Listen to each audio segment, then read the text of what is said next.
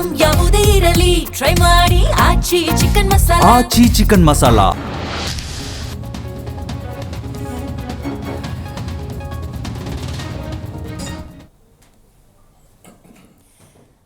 ನಮಸ್ಕಾರ, ಜಿ ಸಂವಾದಕ್ಕೆ ಸ್ವಾಗತ. 2023 ವಿಧಾನಸಭಾ ಚುನಾವಣೆಯ ಸಂದರ್ಭದಲ್ಲಿ ಪಂಚ ಗ್ಯಾರಂಟಿ ಯೋಜನೆಗಳ ಮೂಲಕ ಜನಸಾಮಾನ್ಯರನ್ನು ತಲುಪುವಂತಹ ಆಶ್ವಾಸನೆಯನ್ನು ಕೊಟ್ಟಂತಹ ಕಾಂಗ್ರೆಸ್ ಅನ್ನ ಜನ ಬೆಂಬಲಿಸಿದ್ರು. ಬಹಳ ದೊಡ್ಡ ಮ್ಯಾಂಡೇಟ್ ಅನ್ನು ಕೊಟ್ಟರು. ಅಭಿವೃದ್ಧಿ ಖಂಡಿತವಾಗ್ಲೂ ಆಗುತ್ತೆ ಅನ್ನುವಂಥ ವಿಶ್ವಾಸವನ್ನು ಇಟ್ಟುಕೊಂಡಿದ್ರು. ಆದರೆ ಈ 2.5 ವರ್ಷಗಳ ಕಾಲ ನಡೆದಂತಹ ಈ ಒಂದು ಆಡಳಿತ ವ್ಯವಸ್ಥೆಯಲ್ಲಿ 1000 ದಿನಗಳ ಸಮಾವೇಶ ಕೂಡ ಮಾಡೋದಕ್ಕೆ ಹೊರಟಿದೆ ಕಾಂಗ್ರೆಸ್. ಆದರೆ ನಾವು ಅಭಿವೃದ್ಧಿ ಬಗ್ಗೆ, ಅನುದಾನಗಳ ಬಗ್ಗೆ, ಹೌದು ನಮ್ಮ ಬೆಂಗಳೂರಿನ ಪಾರ್ಕ್ಗಳು ಇಷ್ಟರ ಮಟ್ಟಿಗೆ ಅಭಿವೃದ್ಧಿಯನ್ನು ಕಂಡಿದ್ದಾವೆ, ಹೌದು ನಮ್ಮ ಬೆಂಗಳೂರಿನ ಗ್ರಾಮೀಣ ಭಾಗದ ಜಿಲ್ಲಾ ತಾಲೂಕು ಮಟ್ಟದ ರಸ್ತೆಗಳಲ್ಲಿ ಎಲ್ಲ ರೀತಿಯ ವ್ಯವಸ್ಥೆಯನ್ನು ಕಲ್ಪಿಸಲಾಗಿದೆ, ಸರ್ಕಾರಿ ಆಸ್ಪತ್ರೆಗಳು ಚೆನ್ನಾಗಾಗಿದ್ದಾವೆ, ಸರ್ಕಾರಿ ಶಾಲೆಗಳು ಚೆನ್ನಾಗಾಗಿದ್ದಾವೆ, ಅಥವಾ ಚೆನ್ನಾಗಾಗಿಲ್ಲ, ಇನ್ನೂ ಹೆಚ್ಚಿನ ರೀತಿಯಲ್ಲಿ ಅಭಿವೃದ್ಧಿ ಹೊಂದಬೇಕು ಅನ್ನೋದನ್ನು ಚರ್ಚೆ ಮಾಡಬೇಕಾಗಿತ್ತು. ಬಟ್ ಈ ಡ್ಯೂರೇಷನ್ ಏನಿದೆ, ನಾವು ಬಹುತೇಕ ಮಾತಾಡಿದ್ದು ಒಂದೇ ಒಂದು ವಿಚಾರ, ಅದು ಕುರ್ಚಿ ವಿಚಾರ. ಇಂಥ ಒಂದು ಸಂದಿಗ್ಧತೆಗೆ ತಂದಿಟ್ಟಿದ್ದು ಯಾರು ಅಂದರೆ ಅದೇ ಸೋಕಾಳ್ ನಾಯಕರು, ಮಾನ್ಯ ಘನತೆವಿತ್ತ ಮುಖ್ಯಮಂತ್ರಿ ಸಿದ್ದರಾಮಯ್ಯನವರು ಹಾಗೂ ರಾಜ್ಯದ ಉಪಮುಖ್ಯಮಂತ್ರಿ ಡಿ ಕೆ ಶಿವಕುಮಾರ್ ಅವರು. ರೈಟ್. ಹಾಗಾದರೆ ಸಿದ್ದರಾಮಯ್ಯನವರು ಸದ್ಯದ ಸಿಚುವೇಶನ್ಗೆ ಕೊಡುವಂಥ ಸ್ಟೇಟ್ಮೆಂಟ್ ಏನು ಅಂತ ನೋಡೋದಾದರೆ, ಹೈಕಮಾಂಡ್ ಏನು ಹೇಳುತ್ತೆ ಅದಕ್ಕೆ ನಾವು ಬದ್ಧರಾಗಿರ್ತೀವಿ. ಡಿ ಕೆ ಶಿವಕುಮಾರ್ ಅವರು ಬಹಳಷ್ಟು ದಿವಸಗಳಿಂದ ಕೊಟ್ಟಂತಹ ಸ್ಟೇಟ್ಮೆಂಟ್ ಏನು ಅನ್ನೋದಾದರೆ, ಪ್ರಯತ್ನ ಕೈ ಕೊಟ್ಟರೂ ಕೂಡ ನನ್ನ ಪ್ರಾರ್ಥನೆ ಅನ್ನೋದು ಕೈ ಹಿಡಿಯುತ್ತೆ ಅಂಥೇಳಿ ಆಗಾಗ ಡೆಲ್ಲಿಗೆ ಹೋಗ್ತಾನೆ ಇದ್ರು. ರಾಹುಲ್ ಗಾಂಧಿ ಅವರನ್ನು ಭೇಟಿಯಾಗೋ ಪ್ರಯತ್ನಗಳು ಕೂಡ ನಡೀತಾ ಇತ್ತು. ಬಟ್ ಅವ್ರಿಗೊಂದು ಕ್ಲೂ ಸಿಕ್ಕಂಗೆ ಕಾಣ್ತಾ ಇದೆ. ಅಧಿಕಾರದ ಹಂಚಿಕೆ ಅಂದಾಗ, ಕುರ್ಚಿಯ ಬದಲಾವಣೆ ಅಂದ ಸಂದರ್ಭದಲ್ಲಿ ತನಗೆ ಅಧಿಕಾರ ಸಿಗುತ್ತಾ ಇಲ್ವಾ ಅನ್ನುವಂಥ ಗೊಂದಲದ ನಡುವೆ ಅಸಲಿ ಆಟ ಮೊನ್ನೆಯಿಂದ ಶುರುವಾಗಿದೆ. ಬಹಿರಂಗವಾಗಿ ನೇರ ಸ್ಟೇಟ್ಮೆಂಟನ್ನು ರಾಜ್ಯದ ಉಪಮುಖ್ಯಮಂತ್ರಿ KPCC ಅಧ್ಯಕ್ಷರು ಡಿ ಕೆ ಶಿವಕುಮಾರ್ ಅವರು ಕೊಡೋದಕ್ಕೆ ಸಿದ್ಧರಾದರು, ಕೊಟ್ಟರು ಕೂಡ. ಹಾಗಾಗಿ ಈಗ ಬಡದ ರಾಜಕೀಯ ಹೆಚ್ಚಾಗಿದೆ, ರೆಸಾರ್ಟ್ ರಾಜಕೀಯ ಹೆಚ್ಚಾಗಿದೆ, ವಿದೇಶ ಪ್ರವಾಸಗಳು ಕೂಡ ಹೆಚ್ಚಾಗಿದೆ. ಹಾಗಾಗಿ ಈ ಕುರ್ಚಿ ಕಾದಾಟವನ್ನು ಇನ್ನೆಷ್ಟು ದಿವಸ ಸಹಿಸ್ಕೊಳ್ಬೇಕು, ರಾಜ್ಯದ ಜನ ಬಯಸಿದ್ದೇನಾ, ಇದೆಲ್ಲದರ ಬಗ್ಗೆ ಚರ್ಚೆ ಮಾಡ್ತಾ ಹೋಗೋಣ. ನಾನು ದಿವ್ಯಶ್ರೀ.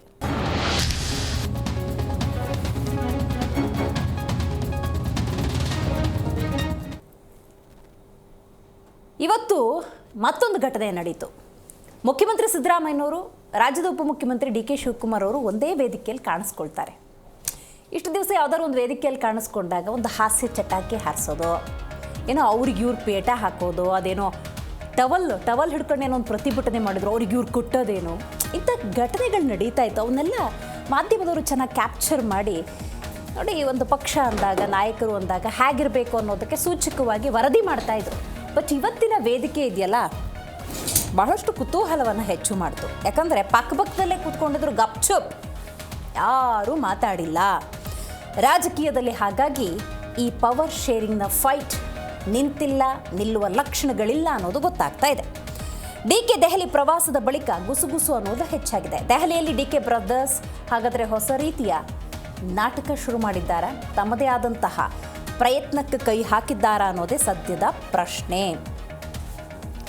ಆದರೆ ಸಿದ್ದರಾಮಯ್ಯನವರ ಬಾಡಿ ಲ್ಯಾಂಗ್ವೇಜ್, ಸಿದ್ದರಾಮಯ್ಯನವರು ನಡೆದುಕೊಳ್ತಿರುವಂತಹ ರೀತಿ, ಕೊಡ್ತಿರುವಂತಹ ಸ್ಟೇಟ್ಮೆಂಟನ್ನು ಗಮನಿಸೋದೇ ಆದರೆ ಸ್ವಲ್ಪ ಡಿಸ್ಟರ್ಬ್ ಆಗಿರೋ ಹಾಗೆ ಕಾಣ್ತಾ ಇದೆ.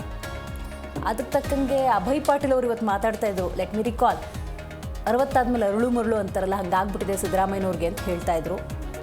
ಘನತೆವಿತ್ತ ಮುಖ್ಯಮಂತ್ರಿ ಅಂದಾಗ ಸ್ವಲ್ಪ ಗೌರವ ಸೂಚವಾಗಿ ನಡ್ಕೋಬೇಕು. ಬಟ್ ಆಗ್ತಿರುವಂಥ ಡೆವಲಪ್ಮೆಂಟ್ಸ್ಗೆ ತಕ್ಕಂಗೆ ಅವರು ಕೂಡ ಮಾತಾಡಿದ್ದಾರೆ.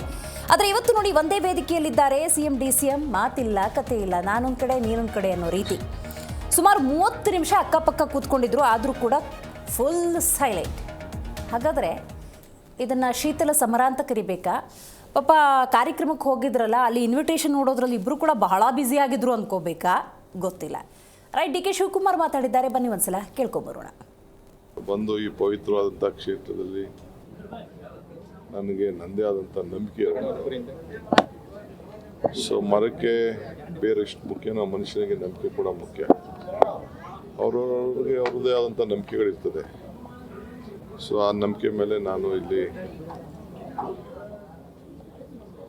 ದೇವರ ಕೃಪೆ ನನ್ನ ಮೇಲೆ, ಸಮಾಜದ ಮೇಲೆ, ನಮ್ಮ ಸರ್ಕಾರದ ಮೇಲೆ 1000 ದಿನ ಆಗಿದೆ ಇವತ್ತಿಗೆ. ಈ ಪವಿತ್ರವಾದಂಥ ದಿನ ಬಂದು ಭೇಟಿ ಮಾಡೋಂಥ ಒಂದು ಅವಕಾಶ ಇವತ್ತು ನನಗೆ ದೇವರು ಒದಗಿಸ್ಕೊಟ್ಟಿದ್ದಾನೆ. ಇದೇ ಸಾಕು. ಛಲದಂಕಮಲ್ಲ ಡಿ ಕೆ ಶಿವಕುಮಾರ್ ಅಂತ ಹೇಳಿದ್ರೆ ತಪ್ಪಾಗುವುದಿಲ್ಲ. ಯಾಕಂತ ಹೇಳಿದ್ರೆ ಹಿಡಿದು ಛಲ ಅಂದಾಗ ಅವ್ರು ಬಿಡುವಂಥ ಯಾವುದೇ ಲಕ್ಷಣಗಳಿಲ್ಲ. ಒಂದು ಅಭಯ ಅಂತೂ ಇದೆ, ಹೈಕಮಾಂಡ್ ವತಿಯಿಂದ ಡಿ ಕೆ ಶಿವಕುಮಾರ್ ಅವ್ರಿಗೆ ಒಂದು ಅಭಯ ಅಂತೂ ಇದೆ, ಅದರ ಬಗ್ಗೆ ಯಾವುದೇ ರೀತಿಯ ಸಂಶಯ ಇಲ್ಲ. ಆದರೆ ರಾಜ್ಯದ ವಿಚಾರಗಳು ಅಂತ ಬರೋದಾದರೆ ನೋಡಿ, ಬಜೆಟ್ ಇದೆ ಮತ್ತು ಈ ಕರ್ನಾಟಕ ಕಾಂಗ್ರೆಸ್ ಗೌರ್ಮೆಂಟ್ ಅಂದಾಗ ಸಾಮಾಜಿಕ ಆರ್ಥಿಕ ಶೈಕ್ಷಣಿಕ ಒಂದು ಸರ್ವೆಯನ್ನು ಕೂಡ ಮಾಡಿದ್ರು. ಅದೊಂದು ರೀತಿ ಗೊಂದಲವನ್ನು ಸೃಷ್ಟಿ ಮಾಡಿದೆ. ಅಂಥ ಸಿಚುವೇಶನನ್ನು ಹ್ಯಾಂಡ್ಲು ಮಾಡಬೇಕು ಅನ್ನೋದಾದರೆ which is not so easy. ಹಾಗಾಗಿ ಹೈಕಮಾಂಡ್ ಅಧಿಕಾರ ಹಸ್ತಾಂತರ ಅಂದರೆ ಯಾವಾಗ ನಿರ್ಧಾರ ತೊಗೊಳುತ್ತೆ, ಇಮಿಡಿಯೇಟಾಗಿ ತೊಗೊಳುತ್ತಾ, ಒತ್ತಡಕ್ಕೆ ಮಣಿಯುತ್ತಾ, ಅಥವಾ ಇಲ್ಲ ಸಿದ್ದರಾಮಯ್ಯನವರೇ ಮುಂದುವರಿಬೇಕು ಅನ್ನುವಂಥ ಸಂದೇಶವನ್ನು ಏನಾದರೂ ಕೊಡುತ್ತಾ, ಇದೆಲ್ಲವನ್ನು ಕಾಲವೇ ನಿರ್ಧರಿಸುತ್ತೆ. ಬಟ್ ರೈಟ್ ನಾವು ನೀವು ಎಲ್ಲರೂ ಕೂಡ ಗೊಂದಲದಲ್ಲಿರೋದಂತೂ ಸತ್ಯ. ರೈಟ್, ಈ ಬಗ್ಗೆ ಮಾತಾಡಲಿಕ್ಕೆ ಮೊದಲನೇದಾಗಿ ನಮ್ಮ ಕಾರ್ಯಕ್ರಮದಲ್ಲಿ AP ವಕ್ತಾರರು ಡಾಕ್ಟರ್ ಕೆ ಶಿವಪ್ರಸಾದ್ ಅವರಿದ್ದಾರೆ, ನಮಸ್ಕಾರ. ಇನ್ನು ನಮ್ಮ ಕಾರ್ಯಕ್ರಮದಲ್ಲಿ BJP ವಕ್ತಾರರು ಲೋಹಿತ್ ಅವರಿದ್ದಾರೆ, ನಮಸ್ಕಾರ.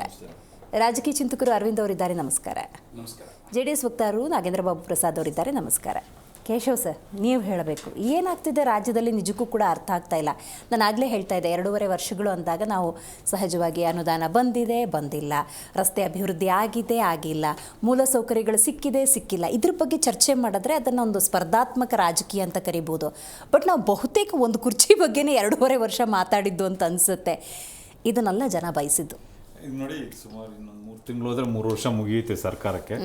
ಈ ಸರ್ಕಾರ ಬಂದ ದಿವಸದಿಂದನೂ 2.5 ವರ್ಷಕ್ಕೆ ಬದಲಾಗುತ್ತೆ ಅನ್ನೋ ಸುದ್ದಿಗಳು ಹರಿದಾಡ್ತಾನೆ ಇದ್ದು, ಈ ಕುರ್ಚಿ ಕಿತ್ತಾಟ ನಡೀತಾನೆ ಇದೆ. ಸಾಕಷ್ಟು ಡಿಬೇಟ್ಗಳು ನಾನು ನಿಮ್ಮ ಚಾನಲಲ್ಲೇ ಸುಮಾರು 20 ಡಿಬೇಟ್ ಅಲ್ಲಿ ಮಿನಿಮಮ್ ಇದ್ರ ಬಗ್ಗೆನೇ ಮಾತಾಡಿದ್ದೀವಿ. ರಾಜ್ಯದ ಜ್ವಲಂತ ಸಮಸ್ಯೆಗಳ ಬಗ್ಗೆ ಚರ್ಚೆಗಳು ಬಹಳ ಕಡಿಮೆ ಆಗ್ತಿದ್ದಾವೆ. ಇವತ್ತಿನ ದಿವಸ ಸರ್ಕಾರ ಎಲ್ಲ ಥರದಲ್ಲೂ ಫೇಲ್ಯೂರ್ ಆಗಿದೆ. ಜನಗಳ ಸಮಸ್ಯೆಗಳು ಕೇಳೋರಿಲ್ಲ. ಈಗ ನೋಡಿ, ಬೆಂಗಳೂರು ಇವಾಗ ಡಿ ಕೆ ಶಿವಕುಮಾರ್ ಅವರು ಬೆಂಗಳೂರು ಉಸ್ತುವಾರಿ ತಗೊಂಡಾಗ್ಲಿಂದ ಬೆಂಗಳೂರು ಎಷ್ಟು ಅಧೋಗತಿ ಇಳಿದೋಗಿದೆ ಅನ್ನೋದು ನಾವು ನೋಡ್ತಾ ಇದ್ದೀವಿ. ಮೂಲ ಸೌಕರ್ಯಗಳಿಲ್ಲ, ಓಡಾಡೋದಕ್ಕೆ ಕಷ್ಟ ಆಗಿದೆ, ಮೊಬಿಲಿಟಿ ಪ್ರಾಬ್ಲಮ್ ಆಗಿದೆ. ಇಡೀ ಪ್ರಪಂಚದಲ್ಲೇ ನಮ್ಮದು ನಂಬರ್ 2 ಸ್ಥಾನಕ್ಕೆ ಬಂದಿದೆ. ಸ್ಲೋ ಮೊಬಿಲಿಟಿ ಅಂತ ಹೇಳ್ಬಿಟ್ಟು, ಟ್ರಾಫಿಕ್ ಕಂಜೆಷನ್ ಅಷ್ಟಿದೆ, ರಸ್ತೆಗಳು ಅಷ್ಟು ಸಮಸ್ಯೆ ಇದೆ. ಈ ವರ್ಷನೂ ರಸ್ತೆ ಗುಂಡಿಗಳು ಮುಚ್ಚೋದ್ರಲ್ಲೇ ಇದೆ, ಇನ್ನು ಹಾಗೆ ಉಳಿದಿದ್ದಾವೆ. ಸಾವಿರಾರು ಕೋಟಿ ಅದಕ್ಕೆ ಖರ್ಚು ಮಾಡಿದ್ದಾರೆ. ನೋಡಿ, ಈಗಾಗಲೇ ನಾವು ಫೆಬ್ರವರಿ ಮಧ್ಯದಲ್ಲಿದ್ದೀವಿ. ಇನ್ನೊಂದು 3-4 ತಿಂಗಳಲ್ಲಿ ಮಳೆಗಾಲ ಶುರುವಾಗುತ್ತೆ. ಪ್ರತಿ ಸತಿ ಮಳೆಗಾಲ ಶುರುವಾದಾಗ್ಲೂ ರಸ್ತೆಗಳಲ್ಲಿ ನೀರು ತುಂಬಿಕೊಳ್ತದೆ, ಲೇಔಟ್ಗಳಲ್ಲಿ ನೀರು ತುಂಬಿಕೊಳ್ಳುತ್ತೆ, ಜನ ದೋಣಿಯಲ್ಲಿ ಬರ್ತಾರೆ, ಇಲ್ಲ ಇದನ್ನು ಸರ್ ಮಾಡಿಬಿಡ್ತೀವಿ ಅಂತ ಪ್ರತಿ ಸತಿ ಹೇಳ್ತಾರೆ.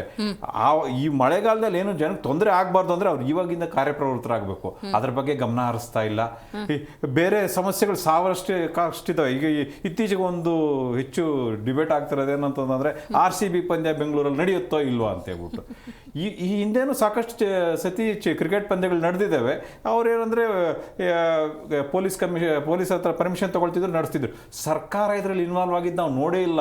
ಹೋಮ್ ಮಿನಿಸ್ಟರ್ ಹೇಳ್ತೀರ, ಹೋಮ್ ಮಿನಿಸ್ಟರ್ ಸ್ಟೇಟ್ಮೆಂಟ್ ಕೊಡ್ತಾ ಇದ್ದಾರೆ. ಕ್ಯಾಬಿನೆಟಲ್ಲಿ ಡಿಸ್ಕಸ್ ಆಗೋಂಥ ಟಾಪಿಕ್ ಇದು. ಒಂದು ಕ್ರಿಕೆಟ್ ಮ್ಯಾಚ್ ನಡಿಬೇಕಾ ಇಲ್ಲ ಅನ್ನೋದನ್ನು ಸರ್ಕಾರ ಡಿಸೈಡ್ ಮಾಡೋ ಮಟ್ಟಕ್ಕೆ ಬಂದಿದೆ. ಆದರೆ ಇವ್ರ ಪ್ರಯಾರಿಟೀಸೇ ಇಲ್ಲ. ಏನು ಮಾಡಬೇಕು, ಜನ ಸಮಸ್ಯೆ ಏನು ಮಾಡಬೇಕು ಅದೇನು ನೋಡ್ತಾನೆ ಇಲ್ಲ. ಏನು ಬೆಳಗಿದ್ದಾದರೆ ಅವರು ಆ ಬಣದಿಂದ ಒಂದು ಸ್ಟೇಟ್ಮೆಂಟ್ ಕೊಡೋದು, ಈ ಬಣದಿಂದ ಒಂದು ಸ್ಟೇಟ್ಮೆಂಟ್ ಕೊಡೋದು. ಇದು ಎಲ್ಲದರಲ್ಲೂ ಎಲ್ಲ ನಾಟಕ ನೋಡ್ತಿರಿದ್ರೆ ಮೇಯ್ನ್ ಇದರಲ್ಲಿ ಕಲ್ಪಿಟ್ಟು ಹೈಕಮಾಂಡೇ. ಏನಂದರೆ ಇವರು ಹೇಳ್ತಿರೋದು, ಅವ್ರು ಹೇಳ್ತಿರೋದು ಹೈಕಮಾಂಡ್ ಮಾತಿಗೆ ಬದ್ಧ. ಈ 2.5 ವರ್ಷ ಆಗೋಯ್ತು, 3 ವರ್ಷ ಮುಗಿದಿದೆ. ಒಂದು ಸತಿ ಆದರೂ ಹೈಕಮಾಂಡ್ ಮಲ್ಲಿಕಾರ್ಜುನ್ ಖರ್ಗೆ ಅವರಾಗಲಿ ಅಥವಾ ರಾಹುಲ್ ಗಾಂಧಿ ಅವರಾಗಲಿ ಈ ಥರ ಒಂದು ಒಪ್ಪಂದ ಆಗಿದೆ ಅಥವಾ ಆಗಿಲ್ಲ, ನಾವು ಬದಲಾವಣೆ ಮಾಡ್ತೀವಿ ಅಥವಾ ಮಾಡಲ್ಲ, ಅಥವಾ 5 ವರ್ಷ ಇವರೇ ಇರ್ತಾರೋ ಅಥವಾ ಇರಲ್ವಾ, ಆ ಒಂದು ಸ್ಟೇಟ್ಮೆಂಟ್ ಕೊಟ್ಬಿಟ್ಟಿದ್ದಿದ್ರೆ ಈ ಎಲ್ಲ ಗೊಂದಲಿಗೂ ತೆರೆ ಎಳಿತಾ ಇತ್ತು. ಆದರೆ ಅವರು ಮೌನ, ಅವ್ರು ಮೌನಕ್ಕೆ ಜಾರಿದ್ದಾರೆ. ಅಲ್ಲಿಗೆ ಬರ್ತೀನಿ ಸರ್. ಆ ಒಂದು ಸ್ಟೇಟ್ಮೆಂಟ್ ಹಾಗಾದ್ರೆ ಯಾಕೆ ಕೊಡ್ತಿಲ್ಲ ಅನ್ನೋದ್ರ ಬಗ್ಗೆ ನಾವು ತಿಳ್ಕೊಳ್ಬೇಕು. ಒಳ್ಳೆ ಪಾಯಿಂಟಿಗೆ ತಂದು ನಿಲ್ಲಿಸಿದ್ರಿ ನೀವು. ರೈಟ್, ಲೋಹಿತ್ ಅವ್ರು ನೀವು ಹೇಳಬೇಕು. ತಾಳ್ಮೆ ಬೇಕು ಅಂತ ಹೇಳ್ತಿರೋರು ಇದೇ ಡಿ ಕೆ ಶಿವಕುಮಾರ್ ಅವರು, ಹೈಕಮಾಂಡ್ ಒತ್ತಡ ಹೇರ್ತಿರೋರು ಕೂಡ ಇದೇ ಡಿ ಕೆ ಶಿವಕುಮಾರ್ ಅವರು. ಹಾಗಾಗಿ ಗೊಂದಲ ನಮ್ಮಲ್ಲೂ ಇದೆ. ಏನಪ್ಪ ಇದು, ಹೆಂಗೆ ಕತೆ ಹಿಂಗಾಯಿತು ಅಂತ ಹೇಳಿ. ರಾಜ್ಯದ ಮುಖ್ಯಮಂತ್ರಿ ಯಾರು ಏನಪ್ಪ ಅನ್ನೋದ್ರ ಬಗ್ಗೆ ರಾಜ್ಯದ ಜನತೆಗೂ ಗೊಂದಲ ಇದೆ. ಸ್ವತಃ ಡಿ ಕೆ ಶಿವಕುಮಾರ್ ಅವ್ರಿಗೂ ಇದ್ದಂಗೆ ಕಾಣ್ತಾ ಇದೆ. ಹೌದು ಮೇಡಮ್, ನಮ್ಮ ವಕ್ತಾರರು ಹೇಳ್ದಂಗೆ 2.5 ವರ್ಷ ಏನು ಗ್ಯಾರಂಟಿ ಯೋಜನೆಗಳ ಮುಖಾಂತರ ಒಂದು ಸದೃಢ ಸರ್ಕಾರ ರಚನೆ ಆಯಿತು. ಜನಾದೇಶ ಹೆಚ್ಚಿನ ರೀತಿ ಸಿಕ್ತು. 140, ಈಗ 136, 140ಕ್ಕೆ ಹೆಚ್ಚಿಸ್ಕೊಂಡಿದ್ದಾರೆ. ಅದ್ರ ಮೂಲಕ ಒಂದು ಜನಸಾಮಾನ್ಯರಿಗೆ ಏನು ಇವರು ಆಶ್ವಾಸನೆ ಕೊಟ್ಟಿದ್ರು, ಸಾಕಷ್ಟು ಪ್ರಣಾಳಿಕೆಯಲ್ಲಿ ಅವರು ಆಶ್ವಾಸನೆ ಕೊಟ್ಟು ನಾವು ಈಡೇರಿಸ್ತೀವಿ ಅಂತ ಭರವಸೆ ತುಂಬಿದಂಥ ಈ ಸರ್ಕಾರ ಸಂಪೂರ್ಣವಾಗಿ ಆಡಳಿತ ವೈಫಲ್ಯ ಮತ್ತು ಸಾಕಷ್ಟು ಒಂದು ನಿರಾಸೆಗೊಳಿಸಿದ್ದಾರೆ. ಅತಿ ಹೆಚ್ಚು ನಿರಾಸೆ ಅಂತಂದರೆ ಇವರ ಒಂದು ನಾಯಕತ್ವ ಬದಲಾವಣೆ ಅಥವಾ ಕುರ್ಚಿ ಕಾದಾಟ. ಇದು ಡಿ ಕೆ ಶಿವಕುಮಾರ್ ಅವರು ಅಥವಾ ಸಿದ್ದರಾಮಯ್ಯ ಅವರಿಗೆ ಯಾರು ಮುಖ್ಯಮಂತ್ರಿ ಆಗಬೇಕು ಅನ್ನೋ ಒಂದು ಹಗ್ಗ ಜಗ್ಗಾಟ ಅಥವಾ ಪೈಪೋಟಿ ಇದ್ದಂಥ ಸಂದರ್ಭದಲ್ಲಿ ಮೊದಲನೇ ಬಾರಿಗೆ ಏನು ಅಲ್ಲಿ ದೆಹಲಿನಲ್ಲೇ ಒಂದು 8 ರಿಂದ 10 ದಿನ ಅಲ್ಲಿ ಠಿಕಾಣಿ ಊರಿದ್ರು ಅನ್ಸುತ್ತೆ ಇಬ್ರು, ಡಿ ಕೆ ಶಿವಕುಮಾರ್ ಮತ್ತು ಸಿದ್ದರಾಮಯ್ಯ ಅವರು. ಇವರಿಬ್ಬರಲ್ಲಿ ಯಾರು ಅಂತೇಳಿ ಒಂದು ಒಪ್ಪಂದ ಆಗೋದಕ್ಕೆ ಅಲ್ಲಿ ಕೊಡೋದು ತಗೊಳ್ಳೋದು ಇನ್ನೊಂದು ಏನೋ ಕಮಿಟ್ಮೆಂಟು ಅನ್ನೋ ಲೆಕ್ಕಕ್ಕೆ ಆಗಿ ಕೊನೆಗೆ ತುಂಬ ಪ್ರಹಸನ ಪಟ್ಟಾದ್ಮೇಲೆ ಸಿದ್ದರಾಮಯ್ಯ ಅವರಿಗೆ ಘೋಷಣೆ ಆದಂಥದ್ದು ತಾವೇ ಗಮನಿಸಿದ್ರ. ಅದಾಗಿ ಸ್ವಲ್ಪ ದಿನ ಅಷ್ಟೇ ತದನಂತರ ಈ ಒಂದು ಚರ್ಚೆ ಏನಿದೆಯಲ್ಲ, ಇದು ನಾಯಕತ್ವ ಬದಲಾವಣೆ 2.5 ವರ್ಷ ಅನ್ನೋದು ಅದು ಮಾಧ್ಯಮಕ್ಕೂ ಗೊತ್ತಿತ್ತು ಮತ್ತು ಸಮಾಜಕ್ಕೂ ಸಹ ಏನೋ ಒಂದು ಗೌಪ್ಯವಾಗಿ ಚರ್ಚೆ ಆಂತರಿಕವಾಗಿ ನಡೆದಿದೆ ಅನ್ನೋದು ಒಂದು ಒಪ್ಪಂದ ಆಗಿದೆ ಅನ್ನೋದು ಗೊತ್ತಿದ್ರು ಸಹ ಅದು ಜನಸಾಮಾನ್ಯರು ಇವರಿಂದ ಒಂದು ಒಳ್ಳೆ ಆಡಳಿತ ಬಯಸಿದ್ರು. ಬಟ್ ಇವರು ವಿಶೇಷವಾಗಿ ಡಿ ಕೆ ಶಿವಕುಮಾರ್ ಈ ಮೈಸೂರು ಅಥವಾ ಬೆಂಗಳೂರು ಸುತ್ತಮುತ್ತ ಭಾಗದ ಶಾಸಕರಾದಂಥ ಮೊದಲನೇ ಬಾರಿ ಗೆದ್ದಂಥ ಸಾಕಷ್ಟು ಶಾಸಕರು ಇರ್ಬೋದು, ಈ ನಮ್ಮ ಕುಣಿಗಲ್ ರಂಗನಾಥ್ ಆಗಿರ್ಬೋದು, ಶಿವಗಂಗಾ ಬಸವರಾಜ್ ಆಗಿರ್ಬೋದು, ಇಕ್ಬಾಲ್ ಅನ್ಸಾರಿ ಆಗಿರ್ಬೋದು, ಸೊ ನಮ್ಮ ಮಾಗಡಿ ಶಾಸಕರು ಬಾಲಕೃಷ್ಣ ಆಗಿರು, ಇವ್ರ ಮುಖಾಂತರ ಈ ಒಂದು ಚರ್ಚೆ ನಾಯಕತ್ವ ಬದಲಾವಣೆಯ ಚರ್ಚೆ ನಿರಂತರವಾಗಿ ಅದು ಜೀವಂತವಾಗಿ ಇಡೋ ಅಂತ ಒಂದು ಪ್ರಯತ್ನ ಮಾಡ್ಕೊಂಡೇ ಬಂದರು. ಒಂದು ರೀತಿಯಲ್ಲಿ ಇದು ಎಲ್ಲೋ ಒಂದು ತೇಲೋಗ್ಸೋ ಅಂತ ಒಂದು ಪ್ರಯತ್ನ ಆಗಬಾರ್ದು ಅಥವಾ ಗಾಳಿಯಲ್ಲಿ ಸುಮ್ಮನೆ ಅದು ಮರ್ತೋಗೋ ಅಂತದ್ದು ಆಗಬಾರ್ದು ಅಂತೇಳಿ ಅವರ ಬೆಂಬಲಿಗರ ಮೂಲಕ ನಿರಂತರವಾಗಿ ಒಂದು ಕ್ರಾಂತಿಗಳ ಒಂದು ಸರಮಾಲೆನೇ ಬಂದು ಇಬ್ರು ಅದು ಮುಖ್ಯಮಂತ್ರಿ ಸಿದ್ದರಾಮಯ್ಯನವರು ಡೆಫಿನೆಟ್ಲಿ ಕೆ ಎನ್ ರಾಜಣ್ಣ ಅವರಾಗಿರ್ಬೋದು ಆ ರೀತಿಯಲ್ಲಿ ಕ್ರಾಂತಿಗಳ ಸಂಗ್ರಾಮ ಆಗಿ ಈಗ ವಾಂತಿ ಆಗೋ ಅಂತ ಒಂದು ಸನ್ನಿವೇಶ ಉದ್ಭವ ಆಗಿದೆ. ಆದ್ರೆ ಅವ್ರು ಹೇಳೋ ಪ್ರಕಾರ ಅದೆಲ್ಲ ನಿಮ್ಮ ಅಪಪ್ರಚಾರ, ಅಪವಾದ, ಟೀಕೆ ಟಿಪ್ಪಣಿಗಳು ಆ ರೀತಿ ಇದ್ದಿದ್ರೆ ನೀವೇ ಈ ಏನು ಕಳೆದ 2.5 ವರ್ಷದಿಂದ, ಅದು ಇತ್ತೀಚೆಗೆ ಕಳೆದ 6 ತಿಂಗಳಿಂದ ಏನು 2.5 ವರ್ಷ ಸನಿಹ ಆದಂಥ ಸಂದರ್ಭದಲ್ಲಿ ಯಾವ್ಯಾವ ರೀತಿ ಒಂದು ಸನ್ನಿವೇಶಗಳು ಉದ್ಭವ ಆದವು ತಾವೇ ಗಮನಿಸಿದ್ರೆ. 2.5 ವರ್ಷ ಆದ ತಕ್ಷಣ ಇವರು ಹೋಗಿ ಡಿ ಕೆ ಶಿವಕುಮಾರ್ ಹೋಗಿ ಹೈಕಮಾಂಡ್ಗೆ ಅಪ್ರೋಚ್ ಮಾಡಿದ್ದು, ಅವರು ಬಿಹಾರ ಚುನಾವಣೆ ಆಗಲಿ ಅನ್ನೋ ಒಂದು ರೀತಿಯಲ್ಲಿ ಒಂದು ಹೈಕಮಾಂಡ್ ಅಲ್ಲಿ ಚರ್ಚೆ ಮಾಡೋಣ ಅನ್ನೋ ಲೆಕ್ಕಕ್ಕೆ ಆಶ್ವಾಸ ಸಿಕ್ಕಿತ್ತು ಅನ್ಸುತ್ತೆ. ಅದಾದ್ಮೇಲೆ ಬಿಹಾರ ಚುನಾವಣೆ ಆದ್ಮೇಲೆ ಇವರಿಗೆ ಎಷ್ಟೇ ಪ್ರಯತ್ನ ಮಾಡಿದ್ರು ಸಹ ಡಿ ಕೆ ಶಿವಕುಮಾರ್ ಅವರಿಗೆ ರಾಹುಲ್ ಗಾಂಧಿ ಆಗಿರ್ಬೋದು, ಮಲ್ಲಿಕಾರ್ಜುನ್ ಖರ್ಗೆ, ಈವನ್ ಅವ್ರದ್ದು ಸೋನಿಯಾ ಗಾಂಧಿ ಯಾರ್ದೂ ಸಹ ಅಪಾಯಿಂಟ್ಮೆಂಟ್ ಸಿಗಲಿಲ್ಲ. ಒಂದು 15 ನಿಮಿಷ ಇವ್ರಿಗೆ ಸಿಕ್ತು, ಯಾರಿಗೆ ಸಿದ್ದರಾಮಯ್ಯ ಅವ್ರಿಗೆ ಸಿಕ್ತು. ತದನಂತರ ತುಂಬಾ ಕಷ್ಟಪಟ್ಟಾದ್ಮೇಲೆ ಏನೋ ಅವ್ರಿಗೆ ಕನ್ವಿನ್ಸ್ ಮಾಡೋಂಥ ಪ್ರಯತ್ನ ಆದ್ಮೇಲೆ ಇವರು ಬ್ರೇಕ್ಫಾಸ್ಟ್ ಮೀಟಿಂಗ್ಗಳಾದ್ವು. ಅವ್ರ ಮನೆಗೆ ಬರೋದು, ಇವ್ರ ಮನೆಗೆ ಬರೋದು, ನಾಟಿ ಕೋಳಿ ತಿನ್ನೋದು ಅದೇ ದೊಡ್ಡ ಸುದ್ದಿ ಆಗೋಯ್ತು. ಸೊ ಇದಾದ್ಮೇಲೆ ಏನಾಯ್ತು, ಹೋಗಿ ಏರ್ಪೋರ್ಟ್ ಅಲ್ಲಿ ಮೈಸೂರಿಗೆ ಎಲ್ಲ ಊಟಿಗೆ ಹೋಗೋ ಸಂದರ್ಭದಲ್ಲಿ ಅಲ್ಲಿ ಹೋಗಿ ಒಂದು ಕನ್ವಿನ್ಸ್ ಮಾಡೋ ಅಂತ ಒಂದು ಪ್ರಯತ್ನ ಡಿ ಕೆ ಶಿವಕುಮಾರ್ ಮಾಡಿದ್ರು. ಅಲ್ಲಿ ಎಲ್ಲೂ ಮಾತಾಡೋದಕ್ಕಾಗಲಿಲ್ಲ. ಅಂದ್ರೆ ಹೈಕಮಾಂಡ್ನು ಅಷ್ಟೇ ತುಂಬಾ ಅಲ್ಲಿ ಬಾರಿ ಒಂದು ದೊಡ್ಡ ಮಟ್ಟದ ಒಂದು ಕಮಾಂಡಿಂಗ್ ಇಲ್ಲ ಅಲ್ಲಿ. ಸೊ ಇವ್ರದ್ದು ಅಷ್ಟೇ ಇರೋದು ದೇಶದಲ್ಲಿ 2 ರಿಂದ 3 ರಾಜ್ಯ. ಈ ಕಷ್ಟಪಟ್ಟು ಇದು ATM ಸರ್ಕಾರ, ಕರ್ನಾಟಕನೇ ಹೈಕಮಾಂಡ್. ಹೌದು ಇದು ಈ ಸರ್ಕಾರ ಸಂಪೂರ್ಣವಾಗಿ ಎಲ್ಲಾ ರೀತಿಯಲ್ಲೂ ಆಡಳಿತದ ಮೇಲೆ ದುಷ್ಪರಿಣಾಮ ಬೀಳ್ತಾ ಇದೆ ಅಂತ ಸ್ವಲ್ಪನೂ ಅರಿವಿಲ್ದಲೆ ಅಥವಾ ಅದ್ರದ್ದು ಒಂದು ಸ್ವಲ್ಪನೂ ಆಸಕ್ತಿ ಸರ್ಕಾರ ಜನಸಾಮಾನ್ಯರ ಬಗ್ಗೆ ಇಲ್ದಂತ ಸರ್ಕಾರ ಸಾಕಷ್ಟು ಈಗ 2.5 ವರ್ಷದಿಂದ ಆಡಳಿತ ವೈಫಲ್ಯ ಆಗಿದೆ. ನಾಳೆ 1000 ದಿನ ಆಚರಣೆ ಮಾಡಕ್ ಹೋಗ್ತಾರೆ. ಇವ್ರಿಗೆ ಯಾವ ನೈತಿಕತೆ ಇದೆ ಇವ್ರಿಗೆ ಆಚರಣೆ ಮಾಡೋದಕ್ಕೆ ಪ್ರಶ್ನೆ ಮಾಡ್ತೀನಿ ನಾನು. ರೈಟ್ ಬಾಬು ಸರ್, ನೀವು ಹೇಳಬೇಕು. ಹೌದು, ಇವ್ರು ಹೇಳ್ದಾಗೇನೆ 1000 ದಿವಸಗಳ ಸಮಾವೇಶ ಮಾಡೋದಕ್ಕೆ ಹೊರಟಿದ್ದಾರೆ. ನೈತಿಕತೆ ಇದೆಯಾ ನೋಡಿ? ನೀವಿವತ್ತು ತಗೊಂಡಿರ್ತಕ್ಕಂಥ ಶೀರ್ಷಿಕೆನ ನೋಡೋದಾದ್ರೆ, ನಾ ಕೊಡೆ ನೀ ಬಿಡೆ, ಇದು ಮುಗಿಯದ ಕತೆ ಒಂದು ರೀತಿ. ಇಲ್ಲಿ ನೀವು ನಿನ್ನೆ ಎಲ್ಲ ಮೊನ್ನೆ ಸನ್ಮಾನ್ಯ ಜಾರಕಿಹೊಳಿ ಅವರು ಒಂದು ಮಾತನ್ನು ಹೇಳ್ತಾರೆ, 2.5 ವರ್ಷಗಳ ನಂತರ ಈ ರಾಜ್ಯದ ಚುಕ್ಕಾಣಿ ಹಿಡಿತಕ್ಕಂಥವ್ರು ಯಾವುದೇ ವ್ಯಕ್ತಿ ಆಗಿರ್ಬೋದು, ನಿಷ್ಠಾವಂತ ವ್ಯಕ್ತಿ ಬರಬೇಕು ಅಂತಕ್ಕಂಥ ಪದವನ್ನು ಬಳಕೆ ಮಾಡ್ತಾರೆ. ದಯಮಾಡಿ ಅದರ ಅರ್ಥ ಏನು ಅದು ಗೊತ್ತಿಲ್ಲ. ಬರ್ತಾ ಇರ್ತಕ್ಕಂಥ ವ್ಯಕ್ತಿ ನಿಷ್ಠಾವಂತನ ಅಲ್ವಾ ಅಂತಕ್ಕಂಥದ್ದು ಕ್ವಶನ್ ಮಾರ್ಕ್. ಅವ್ರು ಹೇಳಿರ್ತಕ್ಕಂಥದ್ದೇನೆ. ಇದೇ ಸನ್ಮಾನ್ಯ ಡಿ ಕೆ ಶಿವಕುಮಾರ್ ಅವರ ಶಿಷ್ಯ ಹೇಳ್ತಾರೆ, ನಮ್ಮ ಹತ್ರ 80 ರಿಂದ 90 ಜನ ಇದ್ದಾರೆ ಅಂತ ಹೇಳಿ. ಅದನ್ನು ಶಿವಕುಮಾರ್ ಅವರು ಹೇಳ್ತಾರೆ, CM ಸೇರಿ 140 ಜನನೂ ನಮ್ಮ ಜೊತೆಲೇ ಇದ್ದಾರೆ ಅಂತಕ್ಕಂಥದ್ದನ್ನ. ಇದೆಲ್ಲ ಒಂದು ಸೈಡ್ ಇರೋದಾದ್ರೆ, ನವೆಂಬರ್, ಡಿಸೆಂಬರ್, ಜಾನ್ವರಿ, ಫೆಬ್ರವರಿ 4 ಸತಿ ಡೆಲ್ಲಿಗೆ ಹೋದಂಥ ಸಂದರ್ಭದಲ್ಲೂ ಕೂಡ ಇವ್ರು ಯಾವುದೇ ಕಾರಣಕ್ಕೂ ಅಪಾಯಿಂಟ್ಮೆಂಟ್ ಸಿಕ್ಕಿರಲಿಲ್ಲ. ನಿರಾಶೆಯಿಂದ ವಾಪಸ್ ಬಂದಿದ್ದರು. ನಿನ್ನೆ ಗುರುವಾರ ಸಿಕ್ಕಿರ್ತಕ್ಕಂಥ ಒಂದು ಅಪಾಯಿಂಟ್ಮೆಂಟಲ್ಲಿ ರಾಹುಲ್ ಗಾಂಧಿ ಅವ್ರ ಹತ್ರ ಮತ್ತು ಅವರ ತಂಗಿಯವರಾದಂಥ ಪ್ರಿಯಾಂಕಾ ಗಾಂಧಿ ಅವ್ರ ಹತ್ರ ಅಕ್ಕ ಭೇಟಿಯಾಗಿ ಬಂದಿದ್ದಾರೆ. ಇವರ ಕಷ್ಟಗಳನ್ನೆಲ್ಲ ಹೇಳಿದ್ದಾರೆ. 2.5 ವರ್ಷದ ನಂತರ ನೀವೇನು ನನಗೆ ಕೊಡ್ತೀನಿ ಅಂತ ಹೇಳಿದ್ದೀರಾ, ಅಧಿಕಾರ ಕೊಡಿ ಅಂತೇಳಿ. ಆಯಿತು ನೋಡೋಣ, ಒಂದು ಡೇಟ್ ಫಿಕ್ಸ್ ಮಾಡ್ಕೊಳ್ಳೋಣ ಅನ್ನೋ ಮಟ್ಟಕ್ಕೆ ಹೇಳಿದ್ದಾರೆ ಅಂತಕ್ಕಂಥದ್ದು ಕೂಡ ಅವ್ರು ಹೇಳಲಿಲ್ಲ. ಅವ್ರೇನಂತಿದ್ದಾರೆ, ನಾವು ಮಾತಾಡಿರ್ತಕ್ಕಂಥ ಮಾತು ನಮ್ಮಲ್ಲೇ ಇದೆ, ಅದು ಯಾವುದೇ ಕಾರಣಕ್ಕೂ ನಮಗೆ ಗೊತ್ತು, ನಾವು ಬಹಿರಂಗವಾಗಿ ಹೇಳ್ತಕ್ಕಂಥ ಅವಶ್ಯಕತೆ ಇಲ್ಲ, ನಮಗೆ ಶ್ರಮಕ್ಕೆ ತಕ್ಕ ಫಲ ಸಿಗುತ್ತೆ ಅಂತಕ್ಕಂಥ ಪದವನ್ನು ಬಳಕೆ ಮಾಡಿದ್ದಾರೆ ಇವತ್ತು. ಮೇಡಮ್ ನೋಡಿ, ಸನ್ಮಾನ್ಯ ಮುಖ್ಯಮಂತ್ರಿಗಳು ಒಂದು ಕಡೆ ಈ ರಾಜ್ಯದ ಬಡ್ಜೆಟ್ ಬಗ್ಗೆ ಕಾನ್ಸಂಟ್ರೇಷನ್ ಕೊಡ್ತಾರೆ. ಇದೇ DCM ಅವರು ಡೆಲ್ಲಿ ಪ್ರವಾಸದಲ್ಲಿ ಕೈಗೊಳ್ತಾರೆ, ಪಕ್ಷದ ಅಧಿಕಾರದ ಹಂಚಿಕೆ ವಿಚಾರದಲ್ಲಿ ಮಾತಾಡ್ತಾರೆ. ಯಾವುದೇ ಕಾರಣಕ್ಕೂ ಇವರಿಗೆ ರಾಜ್ಯದ ಜನಗಳ ಬಗ್ಗೆ ಕಾಳಜಿ ಇಲ್ಲ ಅಂತಕ್ಕಂಥದ್ದು ಸ್ಪಷ್ಟವಾದಂತಹ ಒಂದು ಉದಾಹರಣೆ ಇದು. ಮತ್ತೆ ನಿಮ್ಮ ಈಗ ಇನ್ನೊಂದು ಸ್ಟೆಪ್ ಮುಂದಕ್ಕೆ ಹೋಗಿ ಒಂದು ಬಣದವರು ವಿದೇಶ ಪ್ರವಾಸ ಶುರು ಮಾಡಿದ್ದಾರೆ. ಆ ಪ್ರವಾಸದಲ್ಲಿ ಪಶುಸಂಗೋಪನಾ ಸಚಿವರು ಹೇಳ್ತಾರೆ, ಅವರೇ ಹೇಳಿರ್ತಕ್ಕಂಥದ್ದು, ಪ್ರವಾಸಕ್ಕೆ ನಾವು 24 ಜನ ಶಾಸಕರು ಹೋಗ್ತಾ ಇದ್ದೀವಿ, ಸಚಿವರು ಸೇರಿ ಅಂತಕ್ಕಂಥದ್ದು. ಪುಟ್ಟರಂಗ ಶೆಟ್ಟಿ ಹೇಳಿದ್ದಾರೆ ಅಂದರೆ ಪುಟ್ಟರಂಗ ಶೆಟ್ಟಿ ನಾನೇ ಕೇಳಿದ್ದೀನಿ, ನಾನು ಯಾವ ಪ್ರವಾಸನೂ ಕೈಗೊಂಡಿಲ್ಲ ಅಂತಕ್ಕಂಥದ್ದು ಹೇಳಿದ್ದಾರೆ ಅಂತ ಮತ್ತೆ ಅವರಲ್ಲೇ ಉಲ್ಟಾ ಬರುತ್ತೆ. ಇನ್ನೂ ಒಂದು ನೀವು ನೋಡಬೇಕು ಅಂತಂದರೆ, ಇವತ್ತು ತಾವು ಹೇಳಿದ್ರೆ 1000 ದಿನಗಳ ಒಂದು ಸಂಭ್ರಮವನ್ನು ಆಚರಣೆ ಮಾಡ್ತಾ ಇದ್ದಾರೆ. ನಾಳೆ ಹಾವೇರಿಯಲ್ಲಿ ಒಂದು ಕಾರ್ಯಕ್ರಮ ಇದೆ. ಹಾವೇರಿ ಇರತಕ್ಕಂಥ 1000 ದಿನಗಳ ಸಂಭ್ರಮಕ್ಕೆ ಇವರು ಹಾಜರಾಗ್ತಾರೆ ಹೊತ್ತಾಗಿ ಬಡ್ಜೆಟ್ ಮೀಟಿಂಗ್ ಯಾವುದೇ ಕಾರಣಕ್ಕೂ ಇವರು ಬರಲ್ಲ. ಮೀಟಿಂಗ್ ಮಾಡಿದ್ರಲ್ಲ ಇಲಾಖೆವಾರು, ಒಂದು ನಿಮಿಷ, ಇಲಾಖೆವಾರು ಮಾಡಿರ್ತಕ್ಕಂಥದ್ದು ಮುಖ್ಯಮಂತ್ರಿಗಳು. ನಾನು DCM ಅವ್ರ ಬಗ್ಗೆ ನಾನು ಹೇಳ್ತಾ ಇದ್ದೀನಿ. ಎಲ್ಲಿ ಕೂತ್ಕೊಂಡ್ರಿ?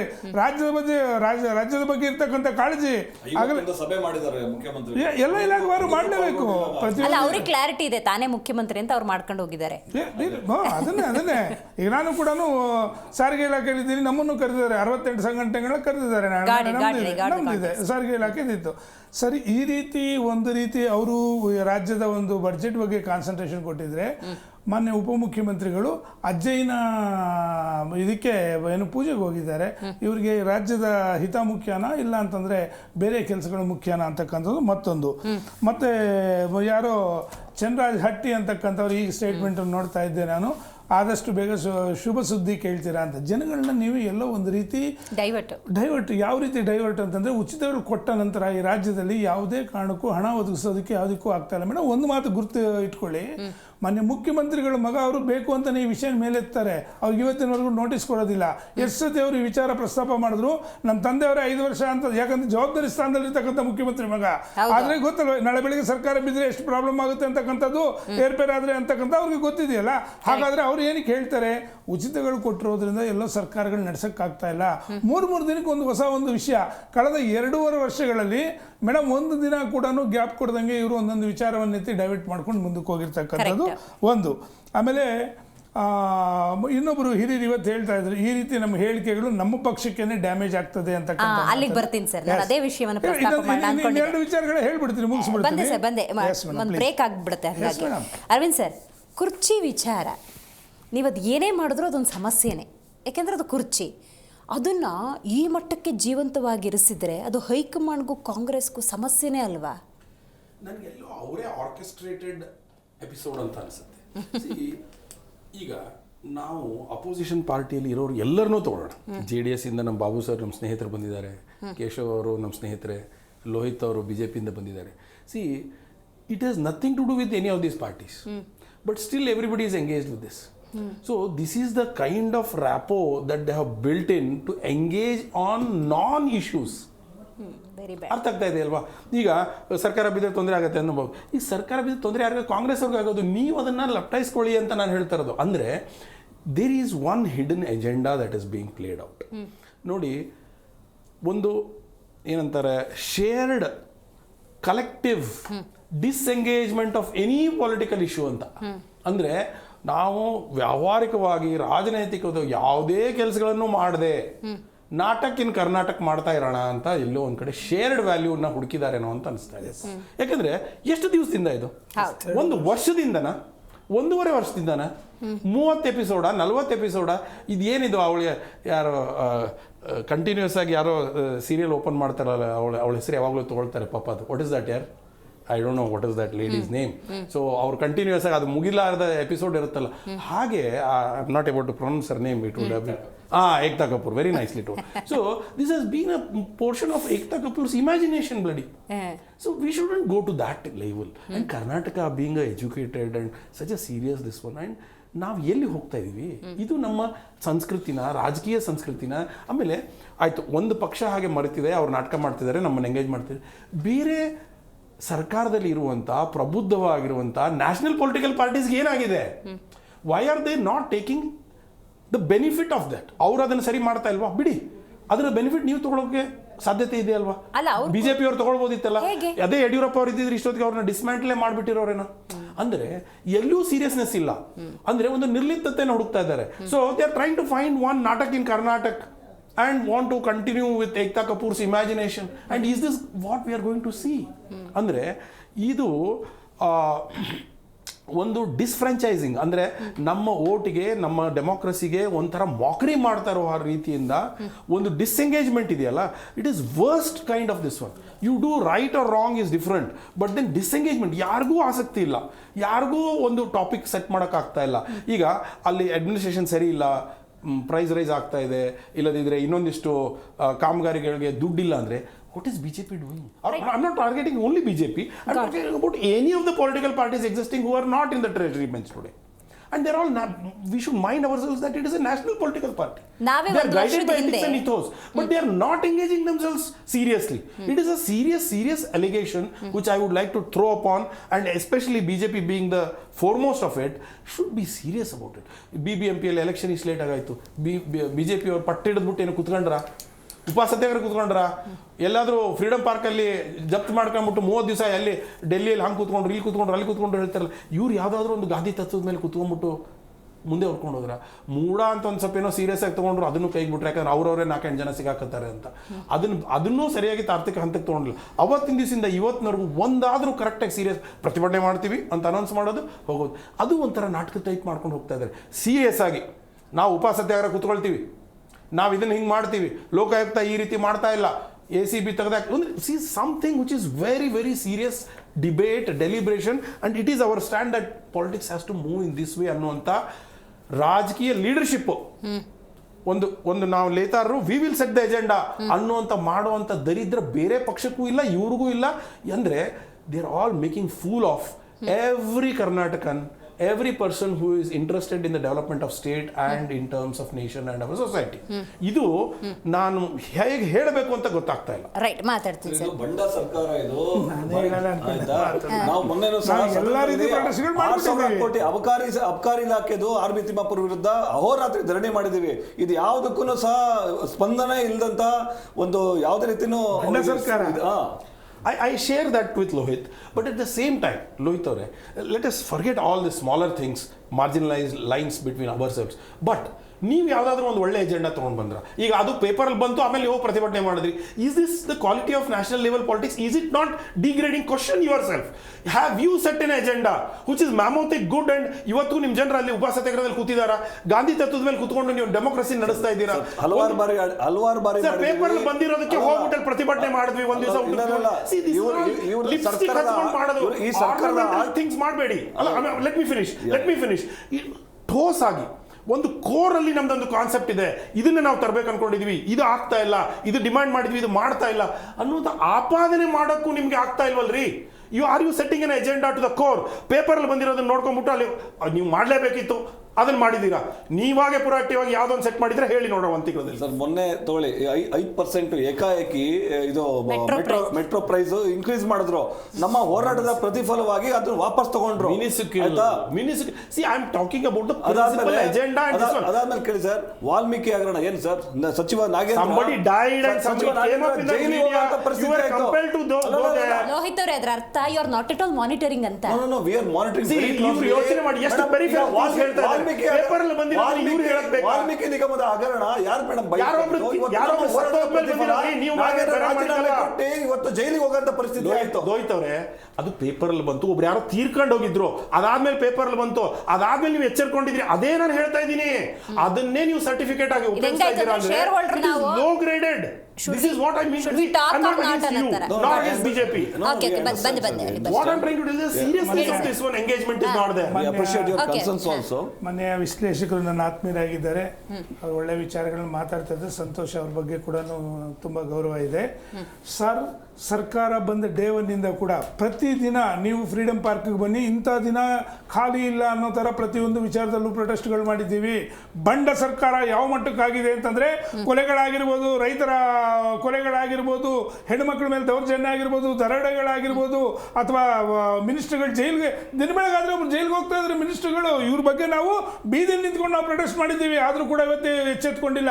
ಎಲ್ಲೋ ಮಹಾರಾಷ್ಟ್ರದಿಂದ ಬಂದು ಡ್ರಗ್ಸನ್ನು ಹಿಡಿತಾರೆ ಬೆಂಗಳೂರಲ್ಲಿ ಅಂತಂದರೆ ನಮ್ಮ ಕಾನೂನಿನ ಸುವ್ಯವಸ್ಥೆ ಯಾವ ಮಟ್ಟಕ್ಕೆ ಬಂದಿದೆ ಅಂದರೆ ಮೇಡಮ್, ಇವತ್ತಿನ ಒಂದು ಸಣ್ಣ ಉದಾಹರಣೆ ಹೇಳ್ಬಿಟ್ಟು ನಾನು ಮುಗಿಸ್ತೀನಿ. ಸನ್ಮಾನ್ಯ ಒಬ್ಬರು ಶಾಸಕರು, ಯಾರು ನಮ್ಮ ಅಭಯ್ ಪಾಟೀಲ್ ಅವರು, ಈಗ ಜಸ್ಟ್ ಒಂದು ಹೇಳಿಕೆ ಕೊಡ್ತಾ ಹೇಳಿದ್ರು, ನಾನು ಅದು ಕೂಡ ಹೇಳಬೇಕಾಗ್ತದೆ. 40 ಜನ ಗೋವಾದಲ್ಲಿ ರೂಮ್ಗಳನ್ನ ಬುಕ್ ಮಾಡಿದ್ದಾರೆ ಅಂತಕ್ಕಂಥ BJP ಶಾಸಕರು ಹೇಳ್ತಾರೆ. ಇವೆಲ್ಲ ಇಂಟೆಲಿಜೆನ್ಸ್ ನಮಗೆ ಬರುತ್ತೆ. ಯಾವುದೋ ಡ್ರಗ್ಸ್ ಬಂದಿರ್ತಕ್ಕಂಥದ್ದು ನಮಗೆ ಇಲ್ಲಿ ಬಂದು ಫ್ಯಾಕ್ಟ್ರಿಗಳು ಇಟ್ಕೊಂಡು ನಡೆಸ್ತಾ ಇದ್ದಾರೆ ಅಂತಕ್ಕಂಥ ಸರ್ಕಾರಕ್ಕೂ ಗೊತ್ತಿಲ್ಲ. ಈ ಕೆಲವು ಇಂಥ ಇಂಟೆಲಿಜೆನ್ಸ್ ತಗೊಳ್ಳೋಂಥ ಕೆಲವು ರೆಸಾರ್ಟ್ ಬುಕ್ ಆಗಿರೋದು BJP ಮತ್ತೆ JDS ಗೊತ್ತಾಗುತ್ತೆ ಅನ್ನೋದಾದ್ರೆ ಡ್ರಗ್ಸ್ ಬಗ್ಗೆನೂ ಸ್ವಲ್ಪ ಗಮನ ಇರಬೇಕು. ಅದನ್ನ ನಾವು ಒಂದು ನಿಮಿಷ ನಿಮಗೆ ಎಷ್ಟು ಸತಿ ಅಂತ ಬುದ್ಧಿವಾದ ಹೇಳಬೇಕು? 50 ಸತಿ ಹೇಳಿದ್ದೀವಿ ಮೇಡಮ್. ಒಂದು ಮಾತನ್ನ ಹೇಳ್ತಿದ್ದೀನಿ, ಸನ್ಮಾನ್ಯ ಮುಖ್ಯಮಂತ್ರಿಗಳು ಸದನದಲ್ಲಿ ನಿಂತ್ಕೊಂಡು ಹೇಳ್ತಾರೆ 196 ಕೋಟಿ ಅಲ್ಲ 98 ಕೋಟಿ ಅಂತಕ್ಕಂಥ ಮಾತನ್ನು ಒಪ್ಕೊಳ್ಳೋದ ರೀತಿಯಲ್ಲಿ ಅವ್ರು ನೇರವಾಗಿ ಹೇಳ್ತಾರಲ್ಲ. ನಾನು ಮೂಡ ಕೇಸಲ್ಲಿ 64 ಕೋಟಿ ಅಂತಕ್ಕಂಥದ್ದು ಹೇಳ್ತಾರಲ್ಲ. ಈ ರೀತಿ ಇರ್ತಕ್ಕಂಥ ಸಂದರ್ಭದಲ್ಲಿ ದಿನ ಬೆಳಗ್ಗೆ 6,000 ಕೋಟಿ ಮನೆ ತೆಗೆದ್ವಿ. ಎಲ್ಲಾಯ್ತದ ಹಾಗಾದ್ರೆ? ಯಾರು ಇವತ್ತಿನವರೆಗೆ ಅದ್ರ ಬಗ್ಗೆ ಮಾತಾಡೋರಿಲ್ಲ. 2 ದಿನ ಯಾವುದೇ ವಿಚಾರಗಳು ನಡೆಯುತ್ತೆ, 3ನೇ ದಿನ ಇವರೇ ತೆಗೆದು ಸೈಡ್ಗೆ ಹಾಕ್ತಾರೆ ಅಂತಕ್ಕಂಥದ್ದಾದ್ರೆ ಇವರಿಗೆ ಒಂದು ರೀತಿ ಟಾರ್ಗೆಟ್ ಕೊಟ್ಟಿದ್ದಾರೆ ಹೈಕಮಾಂಡು. ನಮಗೆ ಎಲ್ಲಿಯ ತನಕ ಕಪ್ಪ ಸಿಗ್ತಾ ಇರುತ್ತೋ ಅಲ್ಲಿ ತನಕ ನಿಮ್ಮನ್ನು ನಾವು ಮುಟ್ಟೋದಿಲ್ಲ. ಇವತ್ತಿನವರೆಗೂ ಯಾಕೆ ಆಕ್ಷನ್ ತಗೊಂಡಿಲ್ಲ? ಎಷ್ಟು 1000 ಸತಿ ಹೇಳಿಕೆಗಳು ಕೊಟ್ಟಿದ್ದಾರೆ ಹೈಕಮಾಂಡೇ ಅಂತಿಮ ಅಂತೇಳಿ. ಎಷ್ಟು ಸತಿ ನೀವು ಹೈಕಮಾಂಡ್ ಅಂತಿಮ ಅಂತಕ್ಕಂಥ ಮಾತನ್ನು ಹೇಳ್ತಾರೆ? ಹೈಕಮಾಂಡ್ ಅಂತಿಮ ಅನ್ನೋದಾದ್ರೆ ಹೈಕಮಾಂಡ್ ಒಂದು ಮಾತು ಹೇಳ್ಬಿಡಿ, ಅವರು ವರಿಷ್ಠೆ ಬಾಯಿ ಮುಚ್ಕೊಂಡು ಕೂತ್ಕೊಳ್ಳಿ ಅನ್ನುವಂಥ ಸಂದರ್ಭದಲ್ಲಿ 1000 ಸತಿ ಹೇಳಿಕೆಗಳು ಕೊಟ್ಟಿರ್ತಕ್ಕಂಥ ನಾವು ಕಂಡು ಬಂದೇ ಇದೆ. ಬಾಬು ಅವರೇ, ಒಂದೇ ಕ್ವಿಕ್ ಆಗಿ ಹೇಳ್ಬಿಡ್ತೀನಿ. ಈಗ ಅವರು ಒಂದು ಎಜೆಂಡಾ ಸೆಟ್ ಮಾಡ್ತಾ ಇದ್ದಾರೆ, ಅವರೊಂದು ಅಖಾಡವನ್ನ ಸೆಟ್ ಮಾಡ್ತಾ ಇದ್ದಾರೆ. ಅದರಲ್ಲಿ ಹೋಗಿ ನೀವು ಬೀಳ್ತಾ ಇದ್ದೀರಾ ಅಂತ ನಿಮ್ಗೆ ಅನಿಸ್ತಾ ಇಲ್ವಾ? ಕುಮಾರ್ ಅಣ್ಣ ಅವರು ಕೂಡ ಸೈಲೆಂಟ್ ಆಗ್ಬಿಟ್ಟಿದ್ದಾರೆ. ಒಂದು ನಿಮಿಷ,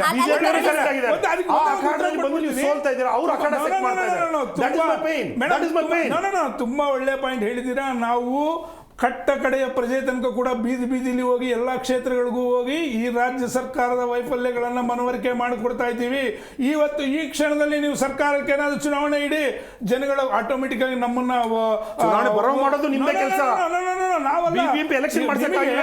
ಒಂದು ನಿಮಿಷ ಸರ್, BBMP ಎಲೆಕ್ಷನ್ ಮಾಡೋದಕ್ಕೆ ನಮ್ಮ ಕಾಲದಲ್ಲಿ ನಮ್ದು ಸಮ್ಮಿಶ್ರ ಸರ್ಕಾರ ಇದ್ದಿದ್ದು. ಒಂದು ನಿಮಿಷ, ಪ್ರತಿ ದಿನನಿತ್ಯ ಕೂಡ ಒತ್ತಡ ಮಾಡ್ತಾ ಇದ್ರು ಕೂಡ ಬಂಡ ಸರ್ಕಾರಕ್ಕೆ ಯಾವುದೇ ಕಾರಣಕ್ಕೂ ಇವ್ರ ಕಿವಿಗೆ ಕೆಲಸ ಮಾಡಕ್ ಆಗ್ತಾ ಇಲ್ಲ.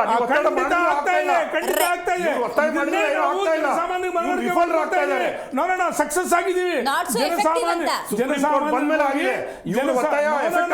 ಜನಸಾಮಾನ್ಯರಿಗೆ ಹೋಗಿ ಮನವರಿಕೆ ಮಾಡ್ಕೊಂಡಿದ್ದೀವಿ. ಇವತ್ತು ಕೂಡ ಜನ ಆಕ್ರೋಶ ಯಾವ ಮಟ್ಟಕ್ಕಿದೆ ಅಂತಂದ್ರೆ ಇದೇ BBMP ಮಾಡಿ ತೋರಿಸ್ತಾರೆ ಜನ. ಇದೇ 3 ತಿಂಗಳ ಹಿಂದಿನ ವಿಚಾರಕ್ಕೆ ಬರೋದಾದ್ರೆ ಕೇಶವ್ ಸರ್, ಹೆಂಗಿತ್ತು ಅಂದ್ರೆ ಸಿದ್ದರಾಮಯ್ಯನವ್ರು ಅಷ್ಟು ಸುಲಭ ಕುರ್ಚಿ ಬಿಡೋರಲ್ಲ. ಒಂದು ಪಕ್ಷ DK ಶಿವಕುಮಾರ್ ಅವ್ರಿಗೆ ಅವಕಾಶವನ್ನು ಹೈಕಮಾಂಡ್ ಅನೌನ್ಸ್ ಮಾಡಿ ಹೇಳ್ತು ಅನ್ನೋದಾದರೆ ಸರ್ಕಾರವೇ ಪತನ ಆಗ್ಬೋದು ಅಂತ. ಅಟ್ ದ ಸೇಮ್ ಟೈಮ್ ಇತ್ತ ಕಡೆಯಿಂದ ನೋಡೋದಾದರೆ DK ಶಿವಕುಮಾರ್ ಅವ್ರಿಗೆ ಒಂದು ಪಕ್ಷ ಅಧಿಕಾರವನ್ನು ಕೊಟ್ಟಿಲ್ಲ ಅಂದರೆ ಸರ್ಕಾರ ಉಳಿಯೋದು ಡೌಟು ಅಂತ. ಈಗಲೂ 3 ತಿಂಗಳಿನ ಹಿಂದಿನ ಆ ಒಂದು ವಾತಾವರಣಕ್ಕೂ ಇವತ್ತಿನ ರೈಟ್ ನೌ ಸಿಚುವೇಶನ್ಗೂ ನೀವು ತಾಳೆ ಹಾಕಿ ನೋಡೋದಾದರೆ ಹಾಗೆ ಇದೆಯಾ ಸಿಚುವೇಶನ್? ಈಗ ನೋಡಿ, ತಾಳೆ ಹಾಕಿ ನೋಡೋದು ಅಂತಂದರೆ ಇವತ್ತು ದಿವಸ ಅವ್ರು ಮೌನವಾಗ್ಬಿಟ್ಟು ಏನೂ ಸ್ಪಷ್ಟವಾಗಿ ಸೂಚನೆ ಕೊಡ್ತಾ ಇಲ್ಲದೆ ಇರೋದ್ರಿಂದ ಏನಾಗ್ಬಿಟ್ಟಿದೆ, ಎಲ್ಲಾದರೂ ಅವ್ರ ಹಾವಭಾವ ನೋಡಿದೆ, ಬಾಡಿ ಲ್ಯಾಂಗ್ವೇಜ್ ನೋಡಿದೆ, ಅದನ್ನ ನೋಡಿ ಹಿಂಗನ್ಸುತ್ತೆ ಹಂಗನ್ಸುತ್ತೆ ಅಂತೇಳಿ ಅದ್ರ ಬಗ್ಗೆ ಡಿಸ್ಕಷನ್ಸ್ ನಡೀತಾ ಇದೆ. ಮತ್ತು ಇವತ್ತು ನಾವು ಡಿಬೇಟಲ್ಲಿ ಹೇಗಾದರೆ ಇದು ಬಂಡ ಸರ್ಕಾರ ಆಗ್ಬಿಟ್ಟಿದೆ ಅಂತೆಲ್ಲ ಹೇಳ್ತಾಯಿದ್ರು. ನೋಡಿ, ಈಗ ಒಂದು 5-6 ವರ್ಷಗಳ ಹಿಂದೆ ನೋಡಿಕೊಂಡ್ರೆ ಕಳೆದ 5 ಹಿಂದಿನ ಒಂದು ದಶಕದಲ್ಲಿ ಸಮ್ಮಿಶ್ರ ಸರ್ಕಾರಗಳು ಬರ್ತಿದ್ವಿ ಎಲ್ಲ ಕಡೆ. ಸಮ್ಮಿಶ್ರ ಸರ್ಕಾರಗಳು ಬರ್ತಿದ್ರೆ ಕೊಯಲೇಷನ್ ಕಂಪಲ್ಷನ್ಸು, ಸರ್ಕಾರ ಸರಿಯಾಗಿ ನಡ್ಸೋಕ್ಕಾಗ್ತಿಲ್ಲ ಅಂತಂದ್ರು. ಈ ಕಳೆದ ಒಂದು 5 ವರ್ಷದಲ್ಲಿ ನೋಡ್ತಿದ್ರೆ ಭಾಳಷ್ಟು ರಾಜ್ಯಗಳಲ್ಲಿ ಭಾರಿ ಬಹುಮತದಿಂದ ಒಂದೊಂದು ಪಕ್ಷಗಳ ಅಧಿಕಾರಕ್ಕೆ ಬರ್ತಾ ಇದೆ. ಈ ಪ್ರಜಾಪ್ರಭುತ್ವದಲ್ಲಿ ಈ ನಂಬರ್ ಗೇಮ್ ಅನ್ನೋದು ಬಹಳ ಮುಖ್ಯ ಆಗುತ್ತೆ. ಈ ಅತಿ ಹೆಚ್ಚು ಒಂದು ಥಂಪಿಂಗ್ ಮೆಜಾರಿಟಿ ಬಂದಾಗ ಅದು ಒಂದು ಒಳ್ಳೆಯ ಅವಕಾಶ ಯಾವುದಾದ್ರೂ ಒಂದು ಪಕ್ಷಕ್ಕೆ ಸರ್ಕಾರ ನಡೆಸಲಿಕ್ಕೆ, ಒಂದು ಸದೃಢವಾದ ಸರ್ಕಾರ ನಡೆಸಿ ಅಭಿವೃದ್ಧಿ ಪಥ ತಗೊಂಡೋಗ್ಲಿಕ್ಕೆ. ಆದರೆ ಇದನ್ನು ಬಹಳಷ್ಟು ಪಕ್ಷಗಳು ಈ ನಮ್ಮ ರಾಜ್ಯದಲ್ಲ ಬೇರೆ ರಾಜ್ಯಗಳಲ್ಲೂ ಅಷ್ಟೇ ಒಂದು ಒಳ್ಳೆ ಮೆಜಾರಿಟಿ ಬಂದಿದ ತಕ್ಷಣ ನಾವು ಏನು ಮಾಡೋದು ನಡೆಯುತ್ತೆ ಅನ್ನೋ ಒಂದು ಭಾವನೆ ಬಂದ್ಬಿಟ್ಟಿದೆ. ಅದಕ್ಕೆ ಇವ್ರು ಹೇಳ್ತಾರೆ ಬಂಡ ಸರ್ಕಾರ ನೀವು ಏನಾದರೂ ಪ್ರತಿಭಟನೆ ಮಾಡ್ಕೊಳ್ಳಿ, ಮತ್ತೆ 140 ನಾವು ನೀವೇನಾದ್ರು ಮಾಡ್ಕೊಳ್ಳಿ ನಾವು ನಡ್ಸ್ಕೊಂಡು ಹೋಗ್ತೀವಿ ಅನ್ನೋ ಒಂದು ಲೆವೆಲ್ ಬಂದ್ಬಿಟ್ಟಿದೆ ಆ ಸರ್ಕಾರ. ಅದ ಇನ್ನೊಂದು ಆಗುತ್ತೆ ಏನಂದ್ರೆ ಇವತ್ತಿನ ದಿವಸ ಪ್ರಯತ್ನಗಳು ಮಾಡ್ತಾ ಇದ್ದಾವೆ. ಆದ್ರೆ ಏನಂತಂದ್ರೆ ಈಗ ನೋಡಿ ಇವಾಗ ಇಲ್ಲಿ ಪ್ರಿನ್ಸಿಪಲ್ ಹಾಗಲ್ಲ ನೋಡಿ, ಈಗ ಪ್ರಿನ್ಸಿಪಲ್ ಅಪೋಸಿಷನ್ ಪಾರ್ಟಿ ಆಗಿರೋಂಥ ಇಲ್ಲಿ ಈ BJP ಅವರು ಆಗಿರಲಿ, ಇವಾಗ ಮುಡ ಹಗರಣ ಆಗಿರ್ಬೋದು ಅಥವಾ ವಾಲ್ಮೀಕಿ ಹಗರಣ ಆಗಲಿ, ಸಿದ್ದರಾಮಯ್ಯ ಅವರು ಪದಚ್ಯುತಿ ಆಗೋವರೆಗೂ ನಾವು ಬಿಡೋದಿಲ್ಲ ಅಂತ ಹೇಳ್ಬಿಟ್ಟು ಅಹೋರಾತ್ರಿ ಧರಣಿ ಮಾಡ್ತೀವಿ ಅಂತಂದ್ರೆ ಅದು 1-2 ದಿವಸಕ್ಕೆ ಮುಗೀತು, ಮುಂದಕ್ಕೆ ಹೊರಟೋದ್ರು. ಮತ್ತು ಇನ್ನೊಂದೇನೆಂದರೆ ಇವತ್ತು ಈ ಕುರ್ಚಿ ಕಾದಾಟ ಅನ್ನೋದು ಈ DK ಶಿವಕುಮಾರ್ ಅಥವಾ ಸಿದ್ದರಾಮಯ್ಯನವ್ರ ಮಟ್ಟಕ್ಕೆ ನೋಡೋದಾದ್ರೆ ಅದು ಅವ್ರ ವೈಯಕ್ತಿಕ ವಿಚಾರ. ಆದರೆ ಕಾಂಗ್ರೆಸ್ ಹೈಕಮಾಂಡ್ಗಾದ್ರೆ ಇದೇನು ಹೊಸತೇನಲ್ಲ, ಅವ್ರಿಗಿಂತ ಇದು ಬೇಕಾದಷ್ಟು ನೋಡಿದ್ದಾರೆ. ಒಂದು ಶತಮಾನಗಳ ಇತಿಹಾಸ ಇರೋಂಥ ಒಂದು ಪಕ್ಷದಲ್ಲಿ ಭಾಳಷ್ಟು ನೋಡಿದ್ದಾರೆ. ಆ ಹಿಸ್ಟ್ರಿ ರಿಪೀಟ್ಸ್ ಅಂತ ಅವ್ರಿಗೆ ಒಂದು ಭಯ ಏನು ಕಾಡ್ತಾ ಇದೆ ಅಂತಂದರೆ ಈ ಹಿಂದೆ ಇವರು ವೀರೇಂದ್ರ ಪಾಟೀಲ್ ಅವ್ರನ್ನ ಬದಲಾಯಿಸಿದಾಗ ಏನಾಗಿತ್ತು, ಇವರು ದೇವರಾಜ ಅರಸ್ ಕಾಲದಲ್ಲಿ ಏನಾಗಿತ್ತು, ಪಕ್ಷಗಳೇ ಹೊಡೆದೋಗಿತ್ತು, ಬಂಗಾರಪ್ಪನವ್ರು ಬೇರೆ ಪಕ್ಷ ಮಾಡಿದ್ರು, SM ಕೃಷ್ಣ ಅವರಿದ್ದಾಗ ಏನಾಗಿತ್ತು ಅನ್ನೋದು ಅವ್ರಿಗೆ ಆ ಭಯ ಕಾಡ್ತಿದೆ. ಎಲ್ಲಿ ನಾವು ಈ ಥರ ಬದಲಾವಣೆ ಮಾಡಿದ್ರೆ ಸಮಸ್ಯೆ ಆಗುತ್ತೆ ಅಂತ. ಮತ್ತು ಇನ್ನೊಂದು ಇಲ್ಲಿ ನಡೀತಾ ಇರೋವಂಥ ಒಂದು ಪ್ರಹಸನ ಏನಿದೆಯಲ್ಲ ಕಾಂಗ್ರೆಸ್ ಹೈಕಮಾಂಡ್, ಇದು ಹೊಸತೇನಲ್ಲ. ಈ ಮಧ್ಯಪ್ರದೇಶದಲ್ಲಿ ಕಮಲ್ನಾಥ್ ಜ್ಯೋತಿರಾದಿತ್ಯ ಸಿಂಧಿಯಾಗೂ ಫೈಟ್ ನಡೆದಿತ್ತು, ಅಲ್ಲೂ ಕಮಲ್ನಾಥ್ ಸರ್ಕಾರ ಹೊರಟೋಯ್ತು. ಅದೇ ರಾಜಸ್ಥಾನದಲ್ಲಿ ಅಲ್ಲಿ ಇದು ಹೆಂಗ್ ಸೂಚಿಸ್ತಿದೆ ಅಂದ್ರೆ DK ಶಿವಕುಮಾರ್ ಅವ್ರಿಗೊಂದು ಪಕ್ಷ ಏನಾದ್ರು ಮುಖ್ಯಮಂತ್ರಿಯಾಗಿ ಹೈಕಮಾಂಡೇ ಅವಕಾಶ ಮಾಡಿಕೊಡ್ತು ಅಂದ್ರೆ ದೇಶದಲ್ಲೇ ಕಾಂಗ್ರೆಸ್ನ ಕಳ್ಕೊಂಡ್ಬಿಡುತ್ತಾ? ಹಂಗಾದ್ರೆ ಕಾಂಗ್ರೆಸ್ ಆಗೋ ಲಕ್ಷಣಗಳೇ ಇಲ್ವಾ? ನನಗಿದು ಗೊತ್ತಾಗ್ಲಿಲ್ಲ. ಕರ್ನಾಟಕ, ತೆಲಂಗಾಣ, ಹಿಮಾಚಲ ಪ್ರದೇಶದಲ್ಲಿ ಬಿಟ್ಟರೆ ಇನ್ನೆಲ್ಲೂ ಇಲ್ಲ. ಹಿಮಾಚಲ ಒಂದು ಚಿಕ್ಕ ರಾಜ್ಯ, ಇದು ಇರೋದ್ರಲ್ಲಿ ದಕ್ಷಿಣ ಭಾರತದಲ್ಲಿ ಇರೋದು 2 ಸ್ಟೇಟ್, ತೆಲಂಗಾಣ ಮತ್ತೆ ಇಲ್ಲಿ. ಈಗ ಸದ್ಯಕ್ಕೆ ತೆಲಂಗಾಣ ಅಲ್ಲಂತೂ ಈ ಕುರ್ಚಿ ಕಾದಾಟ ಇಲ್ಲ, ಒಬ್ಬರೇ ಮುಖ್ಯಮಂತ್ರಿ 5 ವರ್ಷ ಆಗ್ತಾರೆ ಅನ್ನೋದು ಎಲ್ಲರಿಗೂ ಖಾತ್ರಿ ಆಗಿದೆ. ಒಂದು ದೊಡ್ಡ ರಾಜ್ಯ ಇರೋದು ಅಂತಂದ್ರೆ ಕರ್ನಾಟಕನೇ ಆಕ್ಚುಲಿ ಇವ್ರು ಹೇಳ್ತಾ ಇದ್ದಕ್ಕೆ ಅದು ATM ಇದ್ದಂಗೆ. ಇಲ್ಲಿ ಕ್ರೋಢೀಕರಣ ಆದ್ರೆ ಅವ್ರ ಪಕ್ಷದ ಬೇರೆ ಕಡೆ ಚುನಾವಣೆಗಳು ನಡೆಸಲಿಕ್ಕೆ ಸಾಧ್ಯ ಆಗೋದು. ಇವತ್ತಿನ ದಿವಸ ಅಸ್ಸಾಂ ಚುನಾವಣೆಗೂ DK ಶಿವಕುಮಾರ್ನೇ ಅಲ್ಲಿ ವಿಶೇಷ ಪ್ರಭಾರಿ ಹಾಕಿರೋ ಕಾರಣ ಏನಂತಂದ್ರೆ ಅಸ್ಸಾಂನಲ್ಲಿ ಗೆಲ್ಲೇಬೇಕು ಅಂತ ಏನಾದ್ರು ಮಾಡಬೇಕು ಅಂತಂದ್ರೆ ಇಲ್ಲಿಂದ ಅಲ್ಲಿ ಹೋಗ್ಬೇಕು. DK ಶಿವಕುಮಾರ್ ಜವಾಬ್ದಾರಿ ಕೊಟ್ಟಿರೋದೇನಂತಂದ್ರೆ ಹೌದು ಅಲ್ಲ. ಹಾಗಾಗಿ ಇದು ಇನ್ನೊಂದೇನಂದ್ರೆ ಈಗ ಸಾಕಷ್ಟು ಸಮಸ್ಯೆಗಳೇ, ಅದ್ರ ಬಗ್ಗೆ ಗಮನ ಹರಿಸ್ತಾನೆ ಇಲ್ಲ ಇವರು. ಮೊನ್ನೆ ತಾನೇ ಹೋರಾಟ ಮಾಡ್ತಿದ್ದೀನಿ ಅಂದರೆ ನಾವು ಮಹಾತ್ಮ ಗಾಂಧಿ ಹೆಸರನ್ನು ತೆಗೆದುಬಿಟ್ರು ರಾಮ್ಜಿ ಇದರಲ್ಲಿ ಅಂತೇಳಿ. ಅದು ಇನ್ನೊಂದು ನಾವು ಗಾಂಧಿವಾದಿಗಳು, ಗಾಂಧಿ ತತ್ವ, ಗಾಂಧಿನ ಪಾಲನೆ ಮಾಡೋರು ಅಂತ ಹೇಳ್ಬಿಟ್ಟು. ಮಹಾತ್ಮ ಗಾಂಧಿ ಅವ್ರ ದೊಡ್ಡ ಕನಸಾಗಿತ್ತು ಪಂಚಾಯತ್ ರಾಜ್ ವ್ಯವಸ್ಥೆ. ಇವತ್ತಿನ ದಿವಸ ನಮ್ಮ ರಾಜ್ಯದಲ್ಲಿ ಗ್ರಾಮ ಪಂಚಾಯತಿ ಚುನಾವಣೆ ಆಗಬೇಕಾಯ್ತು, ಆಗಿಲ್ಲ. ZP ಜಿಲ್ಲಾ ಪಂಚಾಯತಿ ಆಗಿಲ್ಲ, ತಾಲೂಕ್ ಪಂಚಾಯತಿ ಆಗಿಲ್ಲ. 4 ವರ್ಷದಿಂದ 4 ಜಿಲ್ಲಾ ಪಂಚಾಯತಿ, ತಾಲೂಕ್ ಪಂಚಾಯತಿ ಎಲೆಕ್ಷನ್ ನಡೆದಿಲ್ಲ. ಗ್ರಾಮ ಪಂಚಾಯತಿ ಅವಧಿ ಇವಾಗ ಮುಗಿದೋಯ್ತು, ಈ ತಿಂಗಳು ಬಂದದ್ದು. ಮುದ್ದೆ ಮಾಡಿದ್ರ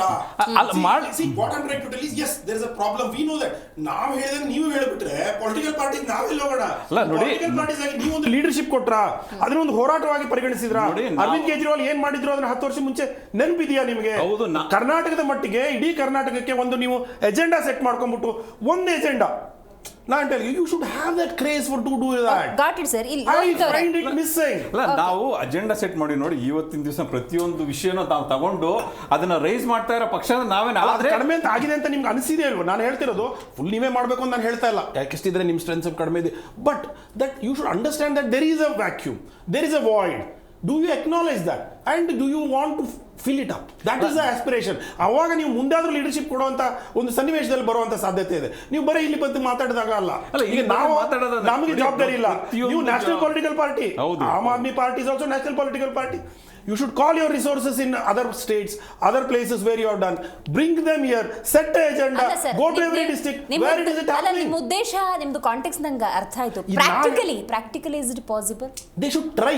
What happens next is different, madam. But they should at least try to cover up in the media telling that we have some agendas. Where is that? That is absolutely missing. So ನಾನು ಇವ್ರಿಗೆ ಅವ್ರಿಗೆ ಎಲ್ಲೋ ಒಳಗೊಳಗೆ ಸಂಚಿದ್ಯಾ ಅಂತ ಅದೊಂದು doubt ಪಡಬೇಕಾಗುತ್ತೆ. ನೀವು you are making fool of every people in all the agendas. You can't you find a single agenda out. Is that true? So ಇದು ಎಲ್ಲರೂ ಕೂಡ್ಬಿಟ್ಟು ಪೊಲಿಟಿಕಲ್ ಡಿಸ್ಎಂಗೇಜ್ಮೆಂಟ್ ಅನ್ನ ಮಾಡಿದಾಗ ಇದು ಆರ್ಡರ್ ಬೇಸ್ಡ್ ಸೊಸೈಟಿಗೆ ಸಮಸ್ಯೆ ಮೇಡಮ್. ನಾವೇನ್ ಅನ್ಕೊಂಡ್ವಿ ಮಲ್ಟಿಪಲ್ ಪೊಲಿಟಿಕಲ್ ಪಾರ್ಟೀಸ್ ಬರ್ತವೆ, ನ್ಯಾಷನಲ್ ಪೊಲಿಟಿಕಲ್ ಪಾರ್ಟಿ ಆಯ್ತು, ಇವರು ಒಂದು ಶಕ್ತಿಯಾಗಿ ಪರಿಗಣಿಸ್ತಾರೆ. ಎಲ್ಲ ಕಾಂಪಿಟೇಷನ್ ಜಾಸ್ತಿ ಬೀಳುತ್ತೆ, ಜನರಿಗೆ ಒಳ್ಳೆ ಆಯ್ಕೆ ಆಪ್ಷನ್ಗಳು, ಪ್ರಾಮಾಣಿಕತೆ, ಚರ್ಚೆಗಳು, ಡಿಬೇಟ್ಗಳಾಗುತ್ತೆ. ಕರೆಕ್ಟ್. ಇಲ್ಲ ಆಯ್ಕೆಗಳೇ ಎಜೆಂಡಾಗಳನ್ನೇ ಸೆಟ್ ಮಾಡ್ತಾ ಇಲ್ಲ ನೀವು. ಆವಾಗ ಅದು ಏನು ನಿಮ್ ಶಕ್ತಿ ಜಾಸ್ತಿ ಆದಾಗ, I remember Aam Aadmi party was minuscule, not even 1%. 10 years before, they used to cover up 30 to 40% of the prime time. Correct. Where are they today?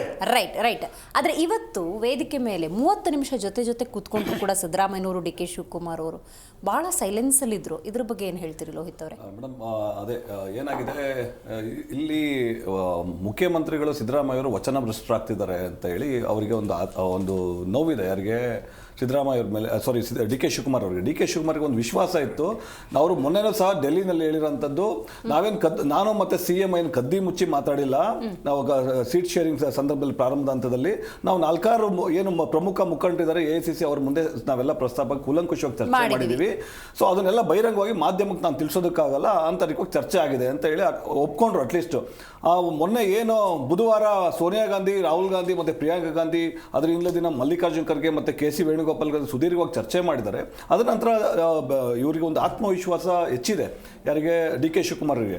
But ಏನು ಅದಾದ್ಮೇಲೂ ಸಹ ಇವ್ರು ಯಾವುದೇ ರೀತಿ ಪ್ರತಿಕ್ರಿಯೆ ಅಥವಾ ಯಾವುದೇ ರೀತಿ ಸ್ಪಂದನೆ ಅಥವಾ ಈ ಒಂದು ನಾಯಕತ್ವ ಬದಲಾವಣೆಗೆ ಮುಖ್ಯಮಂತ್ರಿ ಸಿದ್ದರಾಮಯ್ಯ ಅವರು ಯಾವುದೇ ರೀತಿ ಒಪ್ಪಲ್ಲ ಅಂತ ಗೊತ್ತಾದ್ಮೇಲೆ, ಅಥವಾ ಇವೇನೋ ಇವತ್ತು ಟೂರ್ಗೆ ಏನೋ ನ್ಯೂಜಿಲೆಂಡ್ ಮತ್ತು ಆಸ್ಟ್ರೇಲಿಯಾಗೆ 28 ಶಾಸಕರು ಫೆಬ್ರವರಿ 18ರಿಂದ ಸುದೀರ್ಘ 15 ದಿನ ಮಾರ್ಚ್ 3 ತನಕ ಹೋಗ್ತಾ ಇದ್ದಾರೆ. ಅದ್ರ ಜೊತೆ MLCನೂ ಸಾಕು 15 ಜನ ಹೋಗ್ತಿರೋಂಥದ್ದು.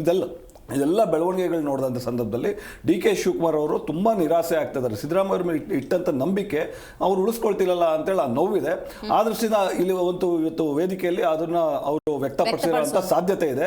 ಮತ್ತೆ ಸಿದ್ದರಾಮಯ್ಯ ಅವ್ರದ್ದು ಇವತ್ತೆಲ್ಲ ನಾವು ಏನೇ ಇವತ್ತು ಪ್ರೋಸ್ ಅಂಡ್ ಕಾನ್ಸ್ ಅಥವಾ ಫ್ಯಾಕ್ಟ್ಸ್ ಅಂಡ್ ಫಿಗರ್ಸ್ ನಾವು ಚರ್ಚೆ ಮಾಡಿದ್ರು ಸಹ, ಇವತ್ತು ಸಿದ್ದರಾಮಯ್ಯ ಅವರು ಅವರ ಹಿನ್ನೆಲೆ ಇತಿಹಾಸನೆಲ್ಲ ನಾವು ನೋಡ್ಕೊಂಡ್ಬಂದ್ರೆ, ಇವತ್ತು ಸಿದ್ದರಾಮಯ್ಯ ಅವರು ಇರೋಂಥ ಏಜು ಮತ್ತು ಸ್ಟೇಜು ಮತ್ತು ಅವರು ಈ ಒಂದು ಮುಂದಿನ ಕಾಲಾವಧಿಗಳಲ್ಲಿ ಇರೋಂಥ ಒಂದು ಕಲ್ಪನೆ ಅಥವಾ ಕೆಲಸ ಮಾಡಬೇಕಾದ್ರೂ ಉದ್ದೇಶ ಇದೆಯಲ್ಲ, ವಿಶೇಷವಾಗಿ ಸಿದ್ದರಾಮಯ್ಯ ಅವರು ಏನೋ JDS ಬಿಟ್ಟು ಬಂದ ಸಂದರ್ಭದಲ್ಲಿ ಭಾರಿ ದೊಡ್ಡ ಮಟ್ಟದಲ್ಲಿ ಪಕ್ಷಕ್ಕೆ ದೊಡ್ಡ ಕೊಡುಗೆ ಇಲ್ಲ ಅಂದ್ರೂ ಅಹಿಂದ ಅಂತ ಒಂದು ಸಂಘಟನೆ ಮೂಲಕ ಒಂದು ರಾಜಕೀಯವಾಗಿ ಒಂದು ಕಾನ್ಸೆಪ್ಟ್ನ ಬಳಕೆ ಮಾಡ್ಕೊಳ್ಳೋಂಗಾಯ್ತು. ಅಲ್ಲೂ ಆ ಅಹಿಂದ ಕಟ್ಟಿದ್ದಂಥದ್ದು ಸಹ ಸಿದ್ದರಾಮಯ್ಯನವರಲ್ಲ, ಅದು ಡಾಕ್ಟರ್ CS ದ್ವಾರಕನಾಥ್ ಅವರು ಮತ್ತೆ RL ಜಾಲಪ್ನವರು ಮಾಜಿ ಸಚಿವರು ಕಟ್ಟಿದಂಥದ್ದನ್ನು ಇವರು ಹೈಜಾಕ್ ಮಾಡಿ ಇವರೇ ದೊಡ್ಡ ಅಹಿಂದ ಮುಖಂಡ ಅನ್ನೋದು ಎಸ್ಟಾಬ್ಲಿಷ್ ಆದರೂ ಅದು ಯಶಸ್ವಿನೂ ಆಯಿತು. ಆದರೆ ಅದಾದ್ಮೇಲೂ ಸಹ ಕಾಂಗ್ರೆಸ್ ಅಲ್ಲೂ ಸಹ ದೊಡ್ಡ ಮಟ್ಟಕ್ಕೆ ಅವರು ದೊಡ್ಡ ಕೊಡುಗೆ ಇಲ್ಲ ಅಂದ್ರೂ ಸಹ ಏನು ಕಳೆದ 2013ರಲ್ಲಿ ಇವತ್ತು ಡಾಕ್ಟರ್ G ಪರಮೇಶ್ವರ್ ಅವರು ಮುಖ್ಯಮಂತ್ರಿ ಆಗ ಸಾಧ್ಯತೆ ಇದೆ ಅಂತ ಗೊತ್ತಾಗಿ ಕೊರಟಗೆರೆಯಲ್ಲಿ ಆದಂಥ ಷಡ್ಯಂತ್ರ ಕುತಂತ್ರಗಳನ್ನು ಸಹ ಜನ ಅರ್ಥ ಮಾಡ್ಕೊಂಡಿದ್ದಾರೆ. ಅದು ಮುಂದುವರೆದ ಭಾಗವಾಗಿ ಈಗ ಅವ್ರ ತಲೆಯಲ್ಲಿರೋಂಥದ್ದು, ಈಗ ಸದ್ಯಕ್ಕೆ ಏನಾದರೂ ನಾಯಕತ್ವ ಬದಲಾವಣೆ ಆಗುತ್ತೆ ಸಾಧ್ಯತೆ ತುಂಬಾ ಕಡಿಮೆ ಇದೆ. ಇವ್ರ ಪ್ರಯತ್ನ ಇರ್ಬೋದು, ಅವ್ರ ಡಿಫೆನ್ಸ್ ಮೇಡಮ್ ಒಂದೇ ಒಂದು. ಆದರೆ ನೋಡಿ, ಈಗ ಬಡ್ಜೆಟ್ ಇದೆ, ಈಗ ಏನೋ ಮಾಹಿತಿ ಬಂದಂಥ ಪ್ರಕಾರ ಮಾಧ್ಯಮದಲ್ಲೇ ಈಗ ಫೆಬ್ರವರಿ ಎಂಡು ಮತ್ತೆ ಮಾರ್ಚ್ ಮೊದಲನೇ ವಾರ ಹೈಕಮಾಂಡ್ ಇಬ್ಬರಿಗೂ ಕರೆದಿ ಮಾತುಕತೆ ನಡೆಸುತ್ತೆ ಈ ವಿಚಾರಕ್ಕೆ ಅಂತೇಳಿ ಇಬ್ಬರನ್ನು ಸೇರಿಸಿ ಹೈಕಮಾಂಡ್ ಒಂದು ಮುಖಾಮುಖಿ ಚರ್ಚೆ ಮಾಡೋಂಥ ಮೊದಲನೇ ಪ್ರಾರಂಭ ಆಗೋ ಸಾಧ್ಯತೆಗಳು ಒಂದು ಗೋಚರಿಸ್ತಾ ಇದೆ. ಅದಾದ್ಮೇಲೆ ಮಾರ್ಚ್ 6 ಅಥವಾ 8 ಬಡ್ಜೆಟ್ ಆಗುತ್ತೆ. ತದನಂತರ ಇವರಿಗೆ ಅತ್ಯಂತ ಪ್ರಿಯವಾದಂಥ ಕೂಸು ಯಾವುದು ಅಂತಂದ್ರೆ ಜಾತಿ ಸಮೀಕ್ಷೆ. ಈಗ ಆಲ್ರೆಡಿ ಇವರು ಏನೋ 165 ಕೋಟಿ ಇವತ್ತು ವ್ಯಯ ಮಾಡಿ ಕಾಂತರಾಜ್ ವರದಿ ಏನು ಅನುಷ್ಠಾನ ಮಾಡ್ತೀನಿ ಅಂತೇಳಿ ಅದರಲ್ಲಿ ಒಂದು ರೀತಿ ಅವಮಾನನೇ ಆಯಿತು. ಯಾಕಂದ್ರೆ ದೆಹಲಿ ಕರೆದ್ಬಿಟ್ಟು KC ಹೈಕಮಾಂಡ್ ಸುರ್ಜೇವಾಲಾ ಅದು ಅನೂರ್ಜಿತ ಹೊಸದಾಗಿ ನಾವು ಮಾಡ್ತೀವಿ ಅಂತಂದ್ರೆ ಡಿಸೆಂಬರ್ ಒಳಗೆ ನಾವು ವರದಿ ಕೊಡ್ತೀವಿ ಅಂತಂದ್ರು. ಅದುವರೆಗೂ ಡಿಸೆಂಬರ್ ಒಳಗೆ ಇದುವರೆಗೂ ಏನು ಮಧುಸೂದನ್ ಅವರ ಏನು ನಾಯಕ ಅವ್ರದ್ದು ಆಯೋಗ ಇದೆ, ಅದು ವರದಿ ಇನ್ನೂ ಸಹ ಕೊಟ್ಟಿಲ್ಲ ಸರ್ಕಾರಕ್ಕೆ. ಅವ್ರಿಗೇನು ಈಗ 50% ಅಥವಾ 56% ಇರೋದು 72% ಅಥವಾ ಹಿಂದುಳಿದ ವರ್ಗಕ್ಕೆ ಅತಿ ಹೆಚ್ಚು ಇದು ಮೀಸಲಾತಿ ಕೊಡಬೇಕು ಅನ್ನೋ ಅವ್ರ ಕನಸಿದೆ. ಅದು ಈಡೇರೋ ತನಕ ಡೆಫಿನೆಟ್ಲಿ ಸಿದ್ದರಾಮಯ್ಯ ಬಿಟ್ಕೊಡೋದು ತುಂಬಾ ಕಷ್ಟ ಸಾಧ್ಯ. ಈ ರಾಜಕೀಯ ಸಂಧ್ಯಾ ಕಾಲದಲ್ಲಿ ವಚನ ಭ್ರಷ್ಟತೆ ಅದು ಆ ಕಳಂಕ ಇವತ್ತು ಒತ್ಕೊಳ್ತಾರೆ ಅಂತ ನಾನು you are trying to invite a senses ಏನ್ ರಿಸಲ್ಟ್ ಬರಬೇಕು ಅನ್ನೋದನ್ನ ನೀವು ಆಹ್ವಾನ ಮಾಡ್ತಾ ಇದ್ದೀರಾ? Let them take a stand. See, even a national political party has an obligation. They have to take a stand. ಅದನ್ನ ನಾನು ಆಹ್ವಾನ ಮಾಡ್ತೀನಿ, ಅದ್ರ ಪ್ರಕಾರನೇ ನೀವು ರಿಸರ್ವೇಶನ್ ಡಿಕ್ಲೇರ್ ಮಾಡಿ ಅಂತ ಹೇಳಿ ನೋಡಿ ಅವರು ಜಾತಿ ಫಾರಿನ್ ಟೂರ್ಗೆ ಹೋಗ್ತಾ ಇದ್ದಾರೆ, ನಮ್ಮನ್ನ ಯಾಕೆ ಕರ್ಕೊಂಡು ಹೋಗ್ತೀರಿ ಅನ್ನೋ ಒಂದು ಸ್ಟ್ಯಾಂಡ್ ಇದೆಯಾ? ಅದನ್ನು ಹೇಳಲಿಲ್ಲ ನೀವು. ಅಂದ್ರೆ you are getting into their groove, you are proving my point mind that they are setting an agenda, Natak in Karnataka, and you are playing a side role here. No. See, this is where what I'm trying to tell. ಅವ್ರು follow ಮಾಡ್ತಿದ್ದಾರೆ ಅಂತ ಹೇಳ್ತಿದ್ದೀರಾ. ಆದ್ರೆ BJP ಅಲ್ಲ, ಪಶುಸಂಗೋಪನಾ ಇಲಾಖೆಯಿಂದ ಅಧ್ಯಯನ ಮಾಡೋದಕ್ಕೆ ಶಾಸಕರೆಲ್ಲರೂ ಹೋಗ್ಬೇಕು ಅನ್ನೋ ಸಂದರ್ಭದಲ್ಲಿ ಯು ಆರ್ ಸೆಟ್ಟಿಂಗ್ ಅವರು okay got it sir tray ಆಗ್ತಾ ಇದ್ದಾರೆ, ನೀವು ಅದರಲ್ಲಿ ಆಟ ಅರೆ, ಬಾಬು ಸರ್, ಬಾಬು ಮತ್ತೆ ಸರ್, ನಾನೊಂದು ಈ ಮಾತು ಕಾರಣಕ್ಕೆ ಏನಿಲ್ಲ, ಅವ್ರ ಮಾತಿಗೆ ಒಂದು ಕ್ಲಾರಿಫಿಕೇಶನ್ ಕೊಟ್ಬಿಡ್ತೀನಿ. ಯಾವುದೇ ಒಂದು ವಿದೇಶಿ ಪ್ರವಾಸ ಒಂದು ಇಲಾಖೆಯಿಂದ ಹೋಗ್ತಕ್ಕಂತ ಸಂದರ್ಭದಲ್ಲಿ ಎಲ್ಲಾ ಪಕ್ಷದ ಶಾಸಕರುಗಳು ಇರ್ತಾರೆ. ಇರ್ಬೇಕು. ಸಿದ್ದರಾಮಯ್ಯ ಹೋಗಿದ್ದೀರಲ್ಲ, ರಾಜಕೀಯ ಒಂದ್ ನಿಮಿಷ sir, What is your role now? ಪೂರ್ವಕವಾಗಿ ಇವರು ಕರ್ಕೊಂಡು ಹೋಗ್ತಾ ಇರ್ತಕ್ಕಂಥದ್ದು ಒಂದು ಗುಂಪುಗಾರಿಕೆಯಿಂದ ಕರ್ಕೊಂಡು ಹೋಗ್ತಾ ಇರ್ತಕ್ಕಂಥದ್ದು. ಒಬ್ರು ಹೇಳ್ತಾರೆ ಇದು ಇಲಾಖೆ ವತಿಯಿಂದ ಅಂತೇಳಿ, ಇನ್ನೊಬ್ರು ಸನ್ಮಾನ್ಯ ಮುಖ್ಯಮಂತ್ರಿಗಳು ಹೇಳ್ತಾರೆ ಇವರು ಗುಂಪುಗಾರಿಕೆ. ಇಲ್ಲ, ಇನ್ನೊಂದು ಮಾತು ಸರ್, ಒಂದ್ ನಿಮಿಷ, ಒಂದ್ ಮಾತು ಕೇಳ್ಕೊಳ್ಳಿ, ಗಂಭೀರವಾದ ವಿಚಾರ ಹೇಳ್ತಿದ್ದೀನಿ. ಮಾನ್ಯ ಉಪಮುಖ್ಯಮಂತ್ರಿಗಳು ಒಂದು ಮಾತನ್ನು ಹೇಳ್ತಾರೆ, ಸ್ಪಷ್ಟವಾಗಿ ಹೇಳ್ತಾರೆ, ನನ್ನ ಮತ್ತು ಮುಖ್ಯಮಂತ್ರಿಗಳ ಮಧ್ಯೆ ನಡೆದಿರ್ತಕ್ಕಂಥ ಸಂಭಾಷಣೆ ಬೇರೆನೇ ಇದೆ, ಅದು ನಮ್ಮಿಬ್ಬರಿಗೂ ಗೊತ್ತು ಅಂತಕ್ಕಂಥದ್ದು. ಯಾಕೆ ನೀವು ಬಹಿರಂಗ ಪಡಿಸ್ತಾ ಇಲ್ಲ? ಹಾಗಾದ್ರೆ ಹೈಕಮಾಂಡ್ ಮುಂದೆ ಏನ್ ಮಾತುಕತೆ ನಡೆದಿದೆ ಅಂತಕ್ಕಂಥ ನಮ್ 4 ಜನಕ್ಕೆ ಗೊತ್ತು ಅಂತಾರೆ, ಯಾಕೆ ಬಹಿರಂಗ ಪಡಿಸ್ತಾ ಇಲ್ಲ? ಹಾಗಾದ್ರೆ ಹೇಳಿ, ಯಾವ ಕಾರಣಕ್ಕೆ ಹೈಕಮಾಂಡ್ ಈ ಕ್ಷಣದವರೆಗೂ ಕೂಡ ಆಗಿರುವಂತ ವಿಚಾರವನ್ನ ಪ್ರಸ್ತಾಪ ಮಾಡ್ತಿಲ್ಲ? ಕಳ್ಕೊಂಡ್ಬಿಡ್ತೀವಿ ಕಾಂಗ್ರೆಸ್ನ ಕರ್ನಾಟಕದಲ್ಲಿ ಭಯಾನ. ಅದಕ್ಕೇನೆ ನಾನು ಆಗ್ಲೇ ಒಂದು ಮಾತನ್ನು ಹೇಳಿದೆ. ಸನ್ಮಾನ್ಯ ಜಾರಕಿಹೊಳಿ ಅವರು ಸ್ಪಷ್ಟವಾಗಿ ಒಂದು ಮಾತನ್ನ ಹೇಳ್ತಾರೆ, 2.5 ವರ್ಷಗಳ ನಂತರ ಬರ್ತಕ್ಕಂಥ ವ್ಯಕ್ತಿ ಸರ್ಕಾರವನ್ನ ಸುಭದ್ರವಾಗಿ ನಡೆಸ್ಕೊಂಡು ಹೋಗ್ತಕ್ಕಂಥ ಶಕ್ತಿ ಇರೋನ್ ಬರಬೇಕು ಅಂತಕ್ಕಂಥ ಮಾತನ್ನ ಯಾಕೆ ಹೇಳಿದ್ದಾರೆ ಅಂತಕ್ಕಂಥ ಅವ್ರ ಪಕ್ಷದವರೇ ಹೇಳ್ಬೇಕಾಗುತ್ತೆ.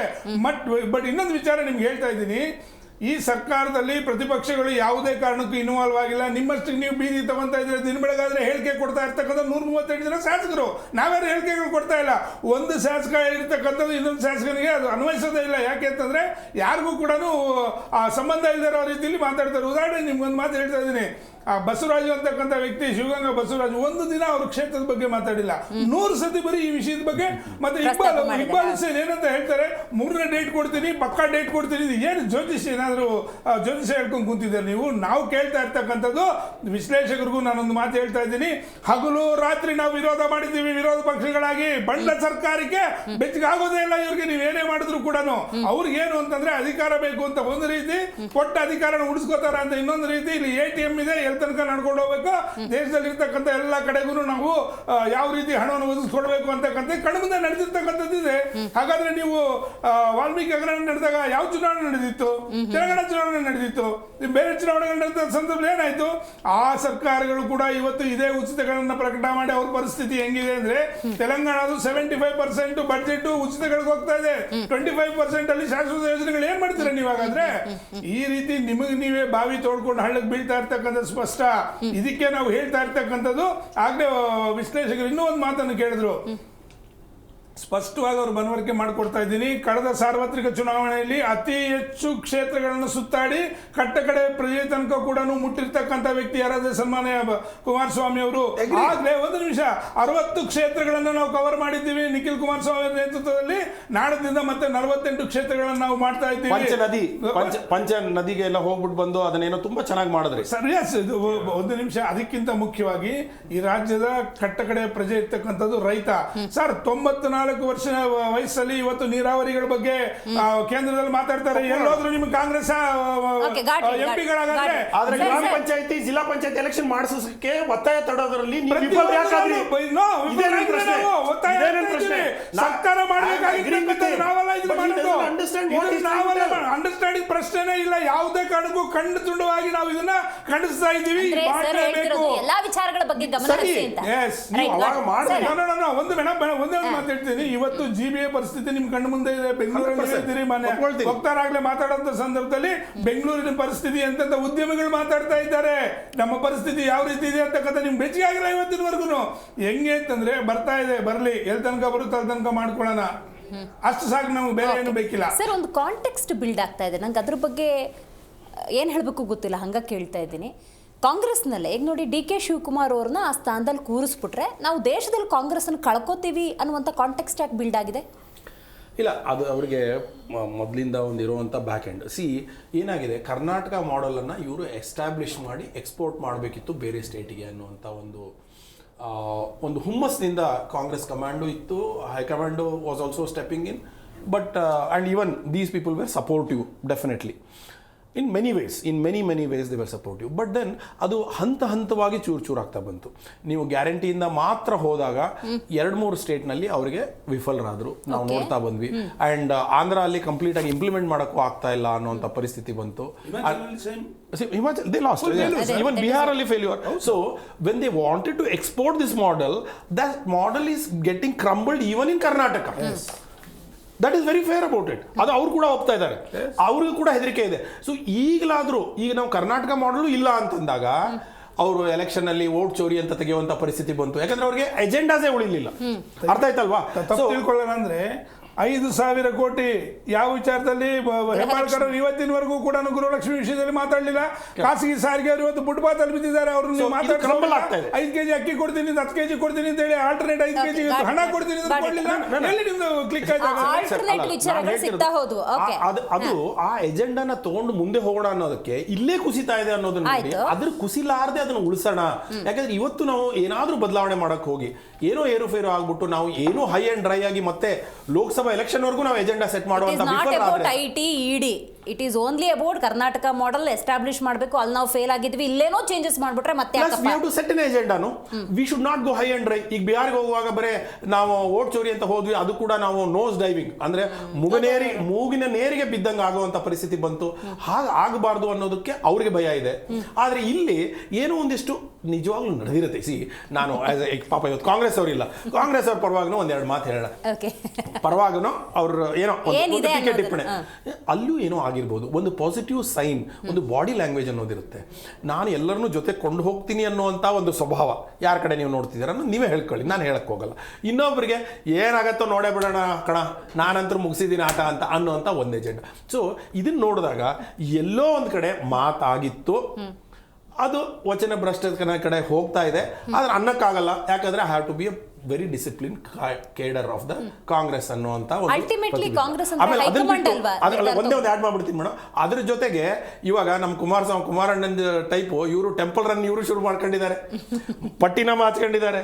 ಅಂದ್ರೆ ಎಲ್ಲಾ ಮಾಡಾಯ್ತು, ಅಲ್ಲಾದ್ರೂ ಬರ್ಲಿ, ಇನ್ನು ಹಣ್ಣು ಬೀಳಿ ಪ್ರಾರ್ಥನೆ ಆಯ್ತಾ, ಪ್ರಯತ್ನ ಇಲ್ಲಾದ್ರೂ ಪ್ರಾರ್ಥನೆ ಆದ್ರೂ ಕೈ ಹಿಡಿಯತ್ತೆ ಅಂತ. ಅಂದ್ರೆ ಶತಾಯಗತಾಯ ಮಾಡಬೇಕು. ಇನ್ನು ಮುಂದೆನೂ ನಾವು ಬರೋದು ಕಷ್ಟ ಇದೆ. ಈ ಸತೆ I really I am deserving because I have manage so many disasters. ಬೇರೆ ಸ್ಟೇಟ್ಸ್ ನಲ್ಲಿ ಜವಾಬ್ದಾರಿ ತಗೊಂಡಿದ್ದೀನಿ. ಸೆಂಟರ್ಗೆ ಒಂದು ಎಜೆಂಡಾ ಸೆಟ್ ಮಾಡಿ ತಗೊಂಡೋಗಿದ್ದಾರೆ, ಅದು ಇಂಪಾರ್ಟೆಂಟ್ ಅಲ್ಲ sir? Exactly, that is what I am trying to tell. This model itself is failing and there is nothing more to tell about this. ಇದು ಓಪನ್ ಆಗಿ ಬರ್ತಾ ಇದೆ. ಲೋಕಸಭಾ ತನಕ ಈ ಗುಳ್ಳೆ ನೀರ್ ಮೇಲಿನ ಗುಳ್ಳೆ ಇದ್ದಂಗೆ, ಲೋಕಸಭಾ ತನಕ ಇದು ಬಾಳಲ್ಲ ಅನ್ನೋದು ಮೇ ಬಿ ಹೈಕಮಾಂಡ್ ಅವ್ರಿಗೂ ಗೊತ್ತಾಗಬೇಕು ಅಂತ ನಾನು ಹೇಳೋದು. ಕೇಶವ್ ಸರ್, ಈ ಡ್ರಾಮನ್ ಜನ ನೋಡ್ತಾ ಇದ್ದಾರೆ, ಬಟ್ ಜನರ ಮನಸ್ಸಲ್ಲಿ ರಿಜಿಸ್ಟರ್ ಆಗಿದೆಯಾ? ಗ್ಯಾರಂಟಿ ಆಗಿ ನೋಡ್ತಾ ಇದ್ದಾರೆ. ಈಗ ಸಾಕಾಗಿದೆಯಾ ಅಥವಾ ನೋಡೋಣ ಇವತ್ತೊಂದು ಸಬ್ಜೆಕ್ಟ್ ಒಂದು ನೋಡ್ತಾರ? ಈ ಪ್ರವಾಸನ ನೋಡಿ ಜನಕ್ಕೂ ಮನವರಿಕೆ ಆಗಿದೆ. ಆ ಒಂದು ಕಾರಣಕ್ಕೆ ಸ್ಥಳೀಯ ಸಂಸ್ಥೆ ಚುನಾವಣೆಗಳು ಯಾವುದು ನಡೆಸ್ತಾ ಇಲ್ಲ ಅವರು. ಏನಾದ್ರು ZPTP ಚುನಾವಣೆಗಳು ಅಥವಾ ಗ್ರಾಮ ಪಂಚಾಯತಿ ಅಥವಾ GB ಎಲೆಕ್ಷನ್ಗಳಾದ್ರೆ ಅಲ್ಲೇ ನೆಲ ಕಚ್ಚುತ್ತೆ ಕಾಂಗ್ರೆಸ್. ಅದು ನೋಡಿದ್ರೆ ಸಿದ್ದರಾಮಯ್ಯನವ್ರ ಮೇಲೆ ಕೂಡ ಎಲೆಕ್ಷನ್ ಬಂದ್ರೆ ನೀವು ತುಂಬಾ ಚೆನ್ನಾಗಿ ಪಾರ್ಟಿಸಿಪೇಟ್ ಮಾಡ್ತೀವಿ, perform also. Are you confident? Definite ಆಗಿ ಮಾಡ್ತೀವಿ. ಹಾಗಂದ್ರೆ ಸಿದ್ದರಾಮಯ್ಯನವ್ರಿಗೂ ಎಲ್ಲಿ ಭಯ ಕಾಡ್ತಿದೆ ಅಂತಂದ್ರೆ ಈ ಚುನಾವಣೆಗಳು ನಡೆದಿ ಅಲ್ಲೇ ಕಾಂಗ್ರೆಸ್ ನೆಲ ಕಚ್ಚಿದ್ರೆ ಮತ್ತೆ ನನ್ನ ಸರ್ಕಾರದ ಮೇಲೆ ಬರ್ತದೆ, ಮತ್ತೆ ಆವಾಗ ಬದಲಾವಣೆ ಮತ್ತೆ ಮಾಡ್ಲಿಕ್ಕೆ ಎಲೆಕ್ಷನ್ ಮಾಡಿದ್ರೆ ಮುಂದೆ ಏನೋ ಒಂದು ಕಾರಣ ಈಗ ನೋಡಿ ಕರೆಕ್ಟ್ ಆಗಿ ಹೇಳಿದ್ರಿ ಮೇಡಮ್. ಇಲ್ಲಿ ಏನಾಗಿದೆ ಅಂತಂದ್ರೆ, ಸ್ಥಳೀಯ ಸಂಸ್ಥೆ ಚುನಾವಣೆಗಳು ನಡೆದಂತ ಸಂದರ್ಭದಲ್ಲಿ ಅಧಿಕಾರ ಹಂಚಿಕೆ ಆಗಲಿಲ್ಲ ಅಂತಂದ್ರೆ ಯಾರಾದ್ರೂ ಒಬ್ರು ಉಲ್ಟಾ ಹೊಡೆದ್ರೆ ಚುನಾವಣೆಗಳು ಉಲ್ಟಾ ಹೊಡಿತವೆ. ಇಲ್ಲಿ GBA ಉಸ್ತುವಾರಿ ಇರ್ತಕ್ಕಂಥವ್ರದ್ದು ಚುನಾವಣೆ ಏನಾದ್ರು ಅಲ್ಲಿ ಕೊಡ್ಲಿಲ್ಲ ಅಂದ್ರೆ ಇಲ್ಲಿ ಉಲ್ಟಾ ಹೊಡೆದ್ರೆ ಏನ್ ಮಾಡ್ತೀರಾ? ಈ ಒಂದು ಸಮಸ್ಯೆಗಳು ಅಲ್ಲಿ ನಡೀತವೆ. ಮತ್ತೆ ಈಗ ನಿನ್ನೆ ಒಂದು ಕ್ಯಾಬಿನೆಟ್ ಡಿಸಿಷನ್ ಬಗ್ಗೆ ಮಾತಾಡ್ತೀವಿ. ಇಲ್ಲಿ ಇವ್ರಿಗೆ ಏನ್ ಮಾಡ್ಬೇಕು ಅನ್ನೋದೇ ಸರಿಯಾಗಿ ಗೊತ್ತಾಗ್ತಾ ಇಲ್ಲ. ಇನ್ನೊಂದಂದ್ರೆ ಈ ಗ್ಯಾರಂಟಿಗಳು ಫೇಲ್ಯೂರ್ ಆಗ್ತಾ ಇರೋದ್ರ ಜೊತೆ ಈಗ ನೋಡಿ ಬಸ್ಸಲ್ಲಿ ಹೆಣ್ಮಕ್ಳು ಓಡಾಡ್ತಾ ಇದ್ರು, ಇದುವರೆಗೂ ಆಧಾರ್ ಕಾರ್ಡ್ ನೋಡ್ಸ್ಕೊಂಡು ಓಡಾಡ್ತಾ ಇದ್ರು. ಇವಾಗ ನಿನ್ನೆ ಕ್ಯಾಬಿನೆಟ್ ಅಲ್ಲಿ ಏನ್ ಡಿಸಿಷನ್ ಮಾಡಿದ್ದಾರೆ, ನಾವು ಸ್ಮಾರ್ಟ್ ಕಾರ್ಡ್ ಕೊಡ್ತೀವಿ ಅಂತ ಹೇಳಿ. ಇವಾಗ ಅದಕ್ಕೊಂದು ಎಕ್ಸ್ಟ್ರಾ ಕಾಸ್ಟ್ ಹಾಕೋಂತ ಸರ್ಕಾರ ಯಾಕೆ ಮಾಡಬೇಕು? ಅದಕ್ಕೆ ಅದಕ್ಕೊಂದು ದುಡ್ಡು ಆಗುತ್ತಾ, ಅದಕ್ಕೊಂದು ವೆಚ್ಚ ಆಗುತ್ತಾ, ಅದಕ್ಕೆ ಎಷ್ಟು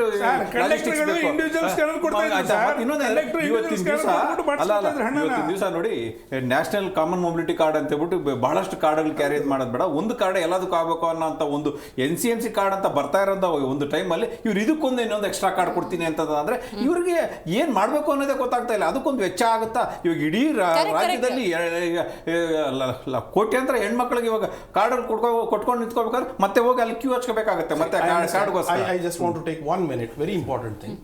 ನೋಡಿ, ಯಾವಾಗ ನಮಗೆ ತುಂಬ ಜನಸಾಮಾನ್ಯರಿಗೆ ಸಮಸ್ಯೆ ಆಗುವಂಥ ಪರಿಸ್ಥಿತಿ ಬರುತ್ತಂದ್ರೆ, ಯಾವಾಗ ಅವರ ಒಂದು ಪೋಸ್ಟನ್ನು ಉಳಿಸ್ಕೊಳ್ಳೋಕ್ಕೆ ಇಲ್ಲ ಬೆಳೆಸ್ಕೊಳ್ಳೋಕ್ಕೆ ರಾಜಕೀಯ ಹಿತಾಸಕ್ತಿಗೆ ಸರ್ಕಾರದ ಇನ್ಸ್ಟ್ರೂಮೆಂಟ್ಸನ್ನು ಬಳಸ್ಕೊಳ್ಳೋದು. ಹೇಗೆ ನಮಗೆ ಇಮಿಡಿಯೇಟ್ ಆಗಿ ಇವಾಗ ಸಮೀಕ್ಷೆ ಮಾಡಿಸಿದ್ರು, ಅದನ್ನ ಎಜೆಂಡಾ ರಿಲೀಸೇ ಮಾಡಲಿಲ್ಲ. ಅವಾಗ ಅವತ್ತಿನ ದಿವಸ ಅವ್ರಿಗೆ ಬೇಕಾಗಿದ್ದೇನು, he used that instrument to safeguard himself for another 2-3 months. Then he will use another one, then another one. Andre, this is the biggest thing. See, idu I was expecting this to be told by a political party. ಸಾಮಾಜಿಕ ಆರ್ಥಿಕ ಶೈಕ್ಷಣಿಕ ಸಮೀಕ್ಷೆ ಮಾಡೋ 2 ತಿಂಗಳ ಮುಂಚೆ ನಾವು discuss ಮಾಡಿದ್ವಿ. It is a agenda, it is a strategy. So, ಇದು worst thing is ಸರ್ಕಾರ ಅಲ್ಲ ಗೊತ್ತಿದ್ರು ಕೂಡ ಇಟ್ ಈಸ್ ಅ ಸ್ಟ್ರಾಟಜಿ ಅಂತ ಗೊತ್ತಿದ್ರು ಕೂಡ ಅದನ್ನ ಅಪೋಸ್ ಮಾಡಕ್ಕಾಗಲ್ಲ ಅನ್ನುವಂತ ವಾತಾವರಣ ಇದೆಯಲ್ಲ, ಅದನ್ನ ಹೇಳಿ. ಅದೇ ಮೇಡಮ್, ನಾನು ಏನ್ ಹೇಳ್ತಾ ಇದ್ದೀನಿ, ಇದು ಒಂದಲ್ಲ. ಅಂದ್ರೆ ಸರ್ಕಾರದ ಇವತ್ತು ಜನರೋದ್ಧಾರಕ್ಕೋಸ್ಕರ ಮಾಡುವಂತ ಎಜೆಂಡಾ ಇಲ್ಲ. ನಾನು ಇನ್ನೊಂದು 3 ತಿಂಗಳಿಗೆ, ಯಾಕಂದ್ರೆ ಕಂಟಿನ್ಯೂಸ್ ಆಗಿ ಇರಲ್ಲ, ನಾ 3 ತಿಂಗಳಿಗೋ 6 ತಿಂಗಳಿಗೋ ಬದುಕಕ್ಕೆ ಇವತ್ತು ಏನ್ ಪಟಾಕಿ ಹೊಡಿಬೇಕು ಅಂತ. ಅಂದ್ರೆ ಇದನ್ನ ನಿಲ್ಲಿಸುವಲ್ಲಿ ನಾವೆಲ್ಲರೂ ವಿಫಲರಾಗಿದ್ದೀರಿ. ನಾನು what I had expected was some national political party will come and put is their weight and tell that ಇದು ಆಗಿದೆ ಅಂತ. ಇಂಥದನ್ನ ಹೇಳೋದ್ರಲ್ಲಿ ಅಪೋಸಿಷನ್ ಕೂಡ ವಿಫಲರಾಗಿದ್ದಾರೆ. ಇವರು ಕೂಡ ಅದನ್ನೇ ಎಜೆಂಡಾ ಇಟ್ಕೊಂಡು ಸರ್ಕಾರ ನಡೆಸ್ತಾ ಇದ್ದಾರೆ, ಟೈಮ್ ಪಾಸ್ ಮಾಡ್ತಿದ್ದಾರೆ. ಹೇಳ್ತಾ ಇದ್ದೀನಿ, ಯಾವುದೇ ಕಾರಣಕ್ಕೂ ಇದು ನೀವು ಹೇಳಿದ್ರೆ ನಾವು ಗಂಭೀರವಾಗಿ ನಾವು ಯಾವೊಂದು ವಿರೋಧ ಪಕ್ಷವಾಗಿ ಹಗಲು ರಾತ್ರಿ ಕೂಡ ವಿರೋಧ ಮಾಡ್ತಿದ್ದೀವಿ. ಒಂದು ಮಾತು ಹಾಗಾದ್ರೆ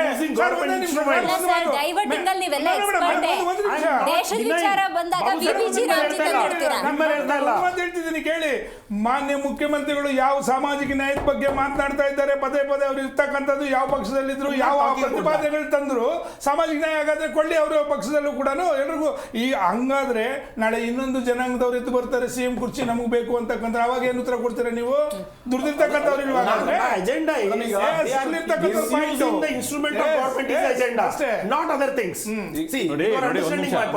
ನೋಡಿ, ಅರವಿಂದ್ ಅವ್ರು ಹೇಳ್ತಿದ್ರು ರಾಜಕೀಯ ಪಕ್ಷಗಳು, ನಮ್ಮ ಆಮ್ ಆದ್ಮಿ ಪಾರ್ಟಿನೂ ನೋಡಿಕೊಂಡು ಹೇಳ್ತಿದ್ರು ಇವರು ಏನು ತಗೊಂಡು ನೋಡಿ. ಇನ್ನೊಂದು ಹೇಳ್ತೀನಿ ನೋಡಿ, ನಾವು ಸಾಕಷ್ಟು ಪ್ರತಿಭಟನೆಗಳು ಮಾಡ್ತಾನೆ ಇದೀವಿ. ನಾವು ಪ್ರತಿಭಟನೆ ಮುಂದಕ್ಕೆ ತಗೊಂಡು ಹೋಗ್ಲಿಕ್ಕೆ ಕಾರಣ ಏನಾಗ್ತಿದೆ ಅಂತಂದ್ರೆ, ಅರವಿಂದ್ ಅವ್ರಿಗೆ ಒಂದು ಗೊತ್ತಿಲ್ಲದಿರೋ ವಿಷಯ ಹೇಳ್ತಿದ್ದೆ. ನಾವು ಹೋಗಿ ಪ್ರತಿಭಟನೆ ನಿಂತ್ಕೊಂಡು ನಮ್ಮ ಮೇಲೆ ಕೇಸ್ಗಳು ಹಾಕೊಳ್ತಾ ಇದ್ದಾರೆ. ನಾನು ಹೋಗಿ ಹೈಕೋರ್ಟ್ ಬೆಳಗ್ಗೆ ರಾತ್ರಿ ಕೂಡ್ಸ್ಕೊಂಡಿದ್ದಾರೆ ನಮ್ಮಲ್ಲಿ. ಇವಾಗ ನೋಡಿ, ಇನ್ನೊಂದು ಹೇಳ್ತೀನಿ, ನಮ್ಮ ಪಕ್ಷದಲ್ಲಿ ಬಹಳಷ್ಟು ಜನ ಸಾಫ್ಟ್ವೇರ್ ಇಂಜಿನಿಯರ್ಗಳಿದ್ದಾರೆ, ಎಲ್ಲ ಡಾಕ್ಟರ್ಗಳಿದ್ದಾರೆ, ಚಾರ್ಟರ್ಡ್ ಅಕೌಂಟ್ಸ್ ಇದ್ದಾರೆ. ಈ ಹಿಂದೆ ನಮ್ಮಲ್ಲಿ ನಮ್ಮ ಬೆಂಗಳೂರು ಅಧ್ಯಕ್ಷರಾಗಿದ್ದವರು ಇವತ್ತಿನ ದಿವಸ ಅವ್ರ ಪಾಸ್ಪೋರ್ಟ್ ಸೀಸಾ 2 ವರ್ಷ ಆಗಿದೆ. ಏನು ಅವ್ರ ಮೇಲೆ ಇರೋ ಕೇಸ್ಗಳಂದ್ರೆ ಈ ರಾಜಕೀಯ ಕೇಸ್ಗಳೇ. ಆಯ್ತಾ, ಅವ್ರ ಕಂಪನಿಯಿಂದ ಅವರು ದುಬೈಗೆ ಪ್ರವಾಸ ಹೋಗ್ಬೇಕಾಗಿತ್ತು, ಏನೋ ಆನ್ಸೈಟ್, ಅವ್ರ ಪಾಸ್ಪೋರ್ಟ್ ಸೀಸ್ ಆಗಿದೆ. ಇವಾಗ ಅವ್ರು ಹೋಗಕ್ಕೆ ಆಗ್ತಾ ಇಲ್ಲ. ಇಂಥ ಒಂದು ಸಮಸ್ಯೆ ನಮ್ಮಲ್ಲಿರೋ ಬಹಳಷ್ಟು ಜನ ಕಾರ್ಯಕರ್ತರು ತಿಂಗಳಲ್ಲಿ ಅಟ್ಲೀಸ್ಟ್ 1 ವಾರ ಅಲಿತಾ ಇದ್ದೀವಿ. ಅದವ್ರು ಗೊತ್ತಿಲ್ಲ, ನಾವು ಅಷ್ಟು ಹೋರಾಟ ಮಾಡ್ತಾ ಇದ್ದೀವಿ. ಡೆಮೋಕ್ರಸಿ ಹತ್ತಿಕ್ಕಲಾಗ್ತದೆ, ಅದ್ರ ಬಗ್ಗೆ ಎರಡನೇ ಮಾತಿಲ್ಲ. ಆದ್ರೆ ಅದನ್ನ ನೀವು ಒಗ್ಗಟ್ಟಾಗಿ ಅದನ್ನ ಅಪೋಸ್ ಮಾಡುವಂತ ಶಕ್ತಿ ಬೆಳೆಸ್ಕೋಬೇಕು. ಇಲ್ಲ ರಾಜಕೀಯಕ್ಕೆ ಬಂದ ಏನ್ ಪ್ರಯೋಜನ? ಸ್ಥಿತಿಗತಿಗಳನ್ನೆಲ್ಲ ನೋಡಿದ್ರೆ ಹೈಕಮಾಂಡಿಗೆ ಸಿದ್ದರಾಮಯ್ಯ ಮತ್ತೆ DK ಶಿವಕುಮಾರ್ ವಿರುದ್ಧ ಅಂದ್ರೆ ಯಾರ ಪರವಾಗೂ ತಗೊಳ್ಳೋಂತ ನಿರ್ಧಾರ ತಗೊಳ್ಳೋಂತ ಪರಿಸ್ಥಿತಿ ಇಲ್ಲ. ಅವರೇ ದುರ್ಬಲ ಆಗಿದ್ದಾರೆ. ಯಾಕಂದ್ರೆ ಸಿದ್ದರಾಮಯ್ಯ ಅವರ ಹೆಸರು ತೆಗೆದು DK ಶಿವಕುಮಾರ್ ಏನಾದ್ರು ಅವ್ರು ಏನಾದ್ರು ಘೋಷಣೆ ಮಾಡಿದ್ರೆ ಸಾಕಷ್ಟು ಇಲ್ಲಿ ಬೇರೆ ಬೇರೆ ಒಂದು ಸಮಸ್ಯೆಗಳಿಗೆ ಈಡಾಗುತ್ತೆ. ನೋಡಿ, ಒಂದ್ ನಿಮಿಷ, ದಲಿತ CM ಮುನ್ನೆಲೆಗೆ ಬರುತ್ತೆ ಮೇಡಮ್. ಈಗ ಬಂದ ತಕ್ಷಣ DK ಶಿವಕುಮಾರ್ ಸ್ವಲ್ಪ ಚಟುವಟಿಕೆ ಹೆಚ್ಚಿನ ರೀತಿ ಮಾಡ್ತಿರ್ತಾರೆ. KH ಮುನಿಯಪ್ಪ ಅವರು ನಿಮಗೆ ಹಿರಿತನ ಇದೆ, ಮಾಜಿ ಸಚಿವರು 7 ಬಾರಿ ಅಂತ ಅವರು. ಆಮೇಲೆ ಡಾಕ್ಟರ್ G ಪರಮೇಶ್ವರ್ ಕ್ಲೇಮ್ ಮಾಡ್ತಾರೆ, ಸತೀಶ್ ಜಾರಕಿಹೊಳಿ ಅವ್ರ ಕ್ಲೇಮ್. ಆ ರೀತಿ ತುಂಬಾ ಗೊಂದಲ ಆಗುತ್ತೆ. ಜೊತೆನಲ್ಲಿ ಲಿಂಗಾಯತರು MB ಪಾಟೀಲ್ ಆಗಿರ್ಬೋದು, ಈಶ್ವರ್ ಖಂಡ್ರೆ, ಇದೆಲ್ಲ ಸಮಸ್ಯೆ ಆಗುತ್ತೆ. ಆದ್ರೆ ಕಾಂಗ್ರೆಸ್ ನಲ್ಲಿ ಆಕಾಂಕ್ಷಿಗಳು ಜಾಸ್ತಿ, ಹಿರಿಯರು ಜಾಸ್ತಿ. ಆ ದೃಷ್ಟಿಯಿಂದ ಆಮೇಲೆ ಇವರು ಯತೀಂದ್ರ ಅವರು ಯಾವಾಗಲೂ ಪೂರ್ಣಾವಧಿ CM ಆಗ್ತಾರೆ, ನಮ್ಮ ಸತೀಶ್ ಜಾರಕಿಹೊಳಿ ಮುಂದಿನ ವಾರಸ್ಥರಿದ್ದಾರೆ ಅಂತ ಎಲ್ಲ ಹೇಳ್ತಿದ್ದಾರೆ. ಇದು ಯಾಕೋ ಈ ಪರಿಸ್ಥಿತಿ ರೋಚಕ ಘಟ್ಟಕ್ಕೆ ತಲುಪ್ತಾ ಇದೆ. ಈ ಸರ್ಕಾರ ಏನೋ ವಿಶ್ವಾಸ, ಒಂದ್ ನಿಮಿಷ ಹೇಳ್ತೀನಿ ಕೇಳಿ ಮೇಡಮ್. ಈ ಸರ್ಕಾರ ಇಲ್ಲ ಸಾಕಷ್ಟು ಒಡಕೋಗ್ಬಿಡುತ್ತೆ. ಲಾಭ ಚಾನ್ಸಸ್ ಇದೆಯಾ? ಅಲ್ಲ ಸರ್, ಈಗ ಇಬ್ರು ಜಟಾಪಟಿಲಿ ಮೂರನೇವ್ರಿಗೆ ಲಾಭ ಚಾನ್ಸಸ್ ಇದೆಯಾ? ಒಂದ್ ನಿಮಿಷ ಸರ್, ಯಾವುದೇ ಕಾರಣಕ್ಕೂ ಈ ರಾಜ್ಯದ ಜನತೆ 136 ಸೀಟ್ ಕೊಟ್ಟಿರ್ತಕ್ಕಂಥದ್ದು ಉತ್ತಮವಾದ ಆಡಳಿತ, 5 ವರ್ಷ ಸುಭದ್ರ ಸರ್ಕಾರ ಕೊಡಬೇಕು ಅಂತಕ್ಕಂಥದಕ್ಕೆ ನಿಮ್ಮ ಆಂತರಿಕ ಕಚ್ಚಾಟ ಏನಿರಲಿ ನಮ್ಗೆ ಸಂಬಂಧ ಇಲ್ಲ. ನಿಮ್ಮ ಆಂತರಿಕ ವಿಷಯಕ್ಕೆ ನಾವು ಬರೋದಿಲ್ಲ. ನಿಮ್ಮ ಹೈಕಮಾಂಡ್ ಇದೆಯೋ ಸತ್ತಿದೆಯೋ ನಮಗೆ ಗೊತ್ತಿಲ್ಲ. ಜನಗಳು ಇವತ್ತು ನಿಮ್ಮಿಂದ ಸಫರ್ ಪಡ್ತಾ ಇದ್ದಾರೆ. ಕಟ್ಟ ಕಡೆಯ ಪ್ರಜೆ ಇವತ್ತು ನೊಂದ್ಕೊಳ್ತಾ ಇದ್ದಾರೆ. ಅವ್ರು ನ್ಯಾಯ ಕೊಡಿಸ್ಬೇಕು. ನೀವು ಈ ಭಾಷೆ ಬೇಕಿತ್ತು ನನಗೆ, ನೀವು ನ್ಯಾಯ ಕೊಡಿಸ್ಬೇಕು ಅಂತಕ್ಕಂಥ ನಮ್ಮ ಭಾವನೆ ಅಷ್ಟೇನೆ. ಅದಕ್ಕೆ ನಾವು ಪ್ರೊಟೆಸ್ಟ್ ಮಾಡ್ತಾ ಇದ್ದೀವಿ. ಅವ್ರ ಮನೆ ಕಳ್ಸೋದಕ್ಕೆ ನಾವು ಬಿಡೋದಿಲ್ಲ. ಘಾಟಿ ಕೇಶವ್ ಅವರು, ಲೋಹಿತ್ ಅವರು, ಅರವಿಂದ್ ಅವರು, ಬಾಬು ಸರ್ ಕಾರ್ಯಕ್ರಮದಲ್ಲಿ ಭಾಗಿಯಾಗಿದ್ದಕ್ಕಾಗಿ ಧನ್ಯವಾದ. ಹೌದು, ಈ ಪ್ರಹಸನವನ್ನು ನೋಡಿ ಜನಸಾಮಾನ್ಯರು ಕೂಡ ಬೇಸತ್ತು ಹೋಗಿದ್ದಾರೆ. ಇಷ್ಟು ದಿವಸಗಳ ಕಾಲ ಆರೋಪ ಪ್ರತ್ಯಾರೋಪಗಳು ಸೋಕಾಲ್ಡ್ ರಾಜಕೀಯ ರಾಷ್ಟ್ರೀಯ ಪಕ್ಷಗಳ ನಡುವೆ ಇತ್ತು. ಜನಸಾಮಾನ್ಯರೇ ಇನ್ನು ಟೀಕೆ ಟಿಪ್ಪಣಿ ಮಾಡುವಂಥ ಕಾಲ ದೂರ ಇಲ್ಲ. ಯಾವುದಪ್ಪ ಈ ಸರ್ಕಾರ, ನಿಮ್ಮನ್ನು ನಾವು ಆಯ್ಕೆ ಮಾಡೋದ್ವಾ ಅಂತ. ಇಂಥ ಟೀಕೆಗಳು ಬರುವ ಮುನ್ನ ನಿಮ್ಮ ಸಮಸ್ಯೆನ ಆದಷ್ಟು ಬೇಗ ಬಗೆಹರಿಸ್ಕೊಳ್ಳಿ ಅಂತ ಹೇಳ್ತೇವೆ. ಇವತ್ತಿನ ಕಾರ್ಯಕ್ರಮ ಮುಗಿಸೋಣ. ನೋಡ್ತಾ ಇರಿ ಜೀ ಕನ್ನಡ ನ್ಯೂಸ್, ಸತ್ಯವೇ ಸುದ್ದಿಯ ಜೀವಾಳ.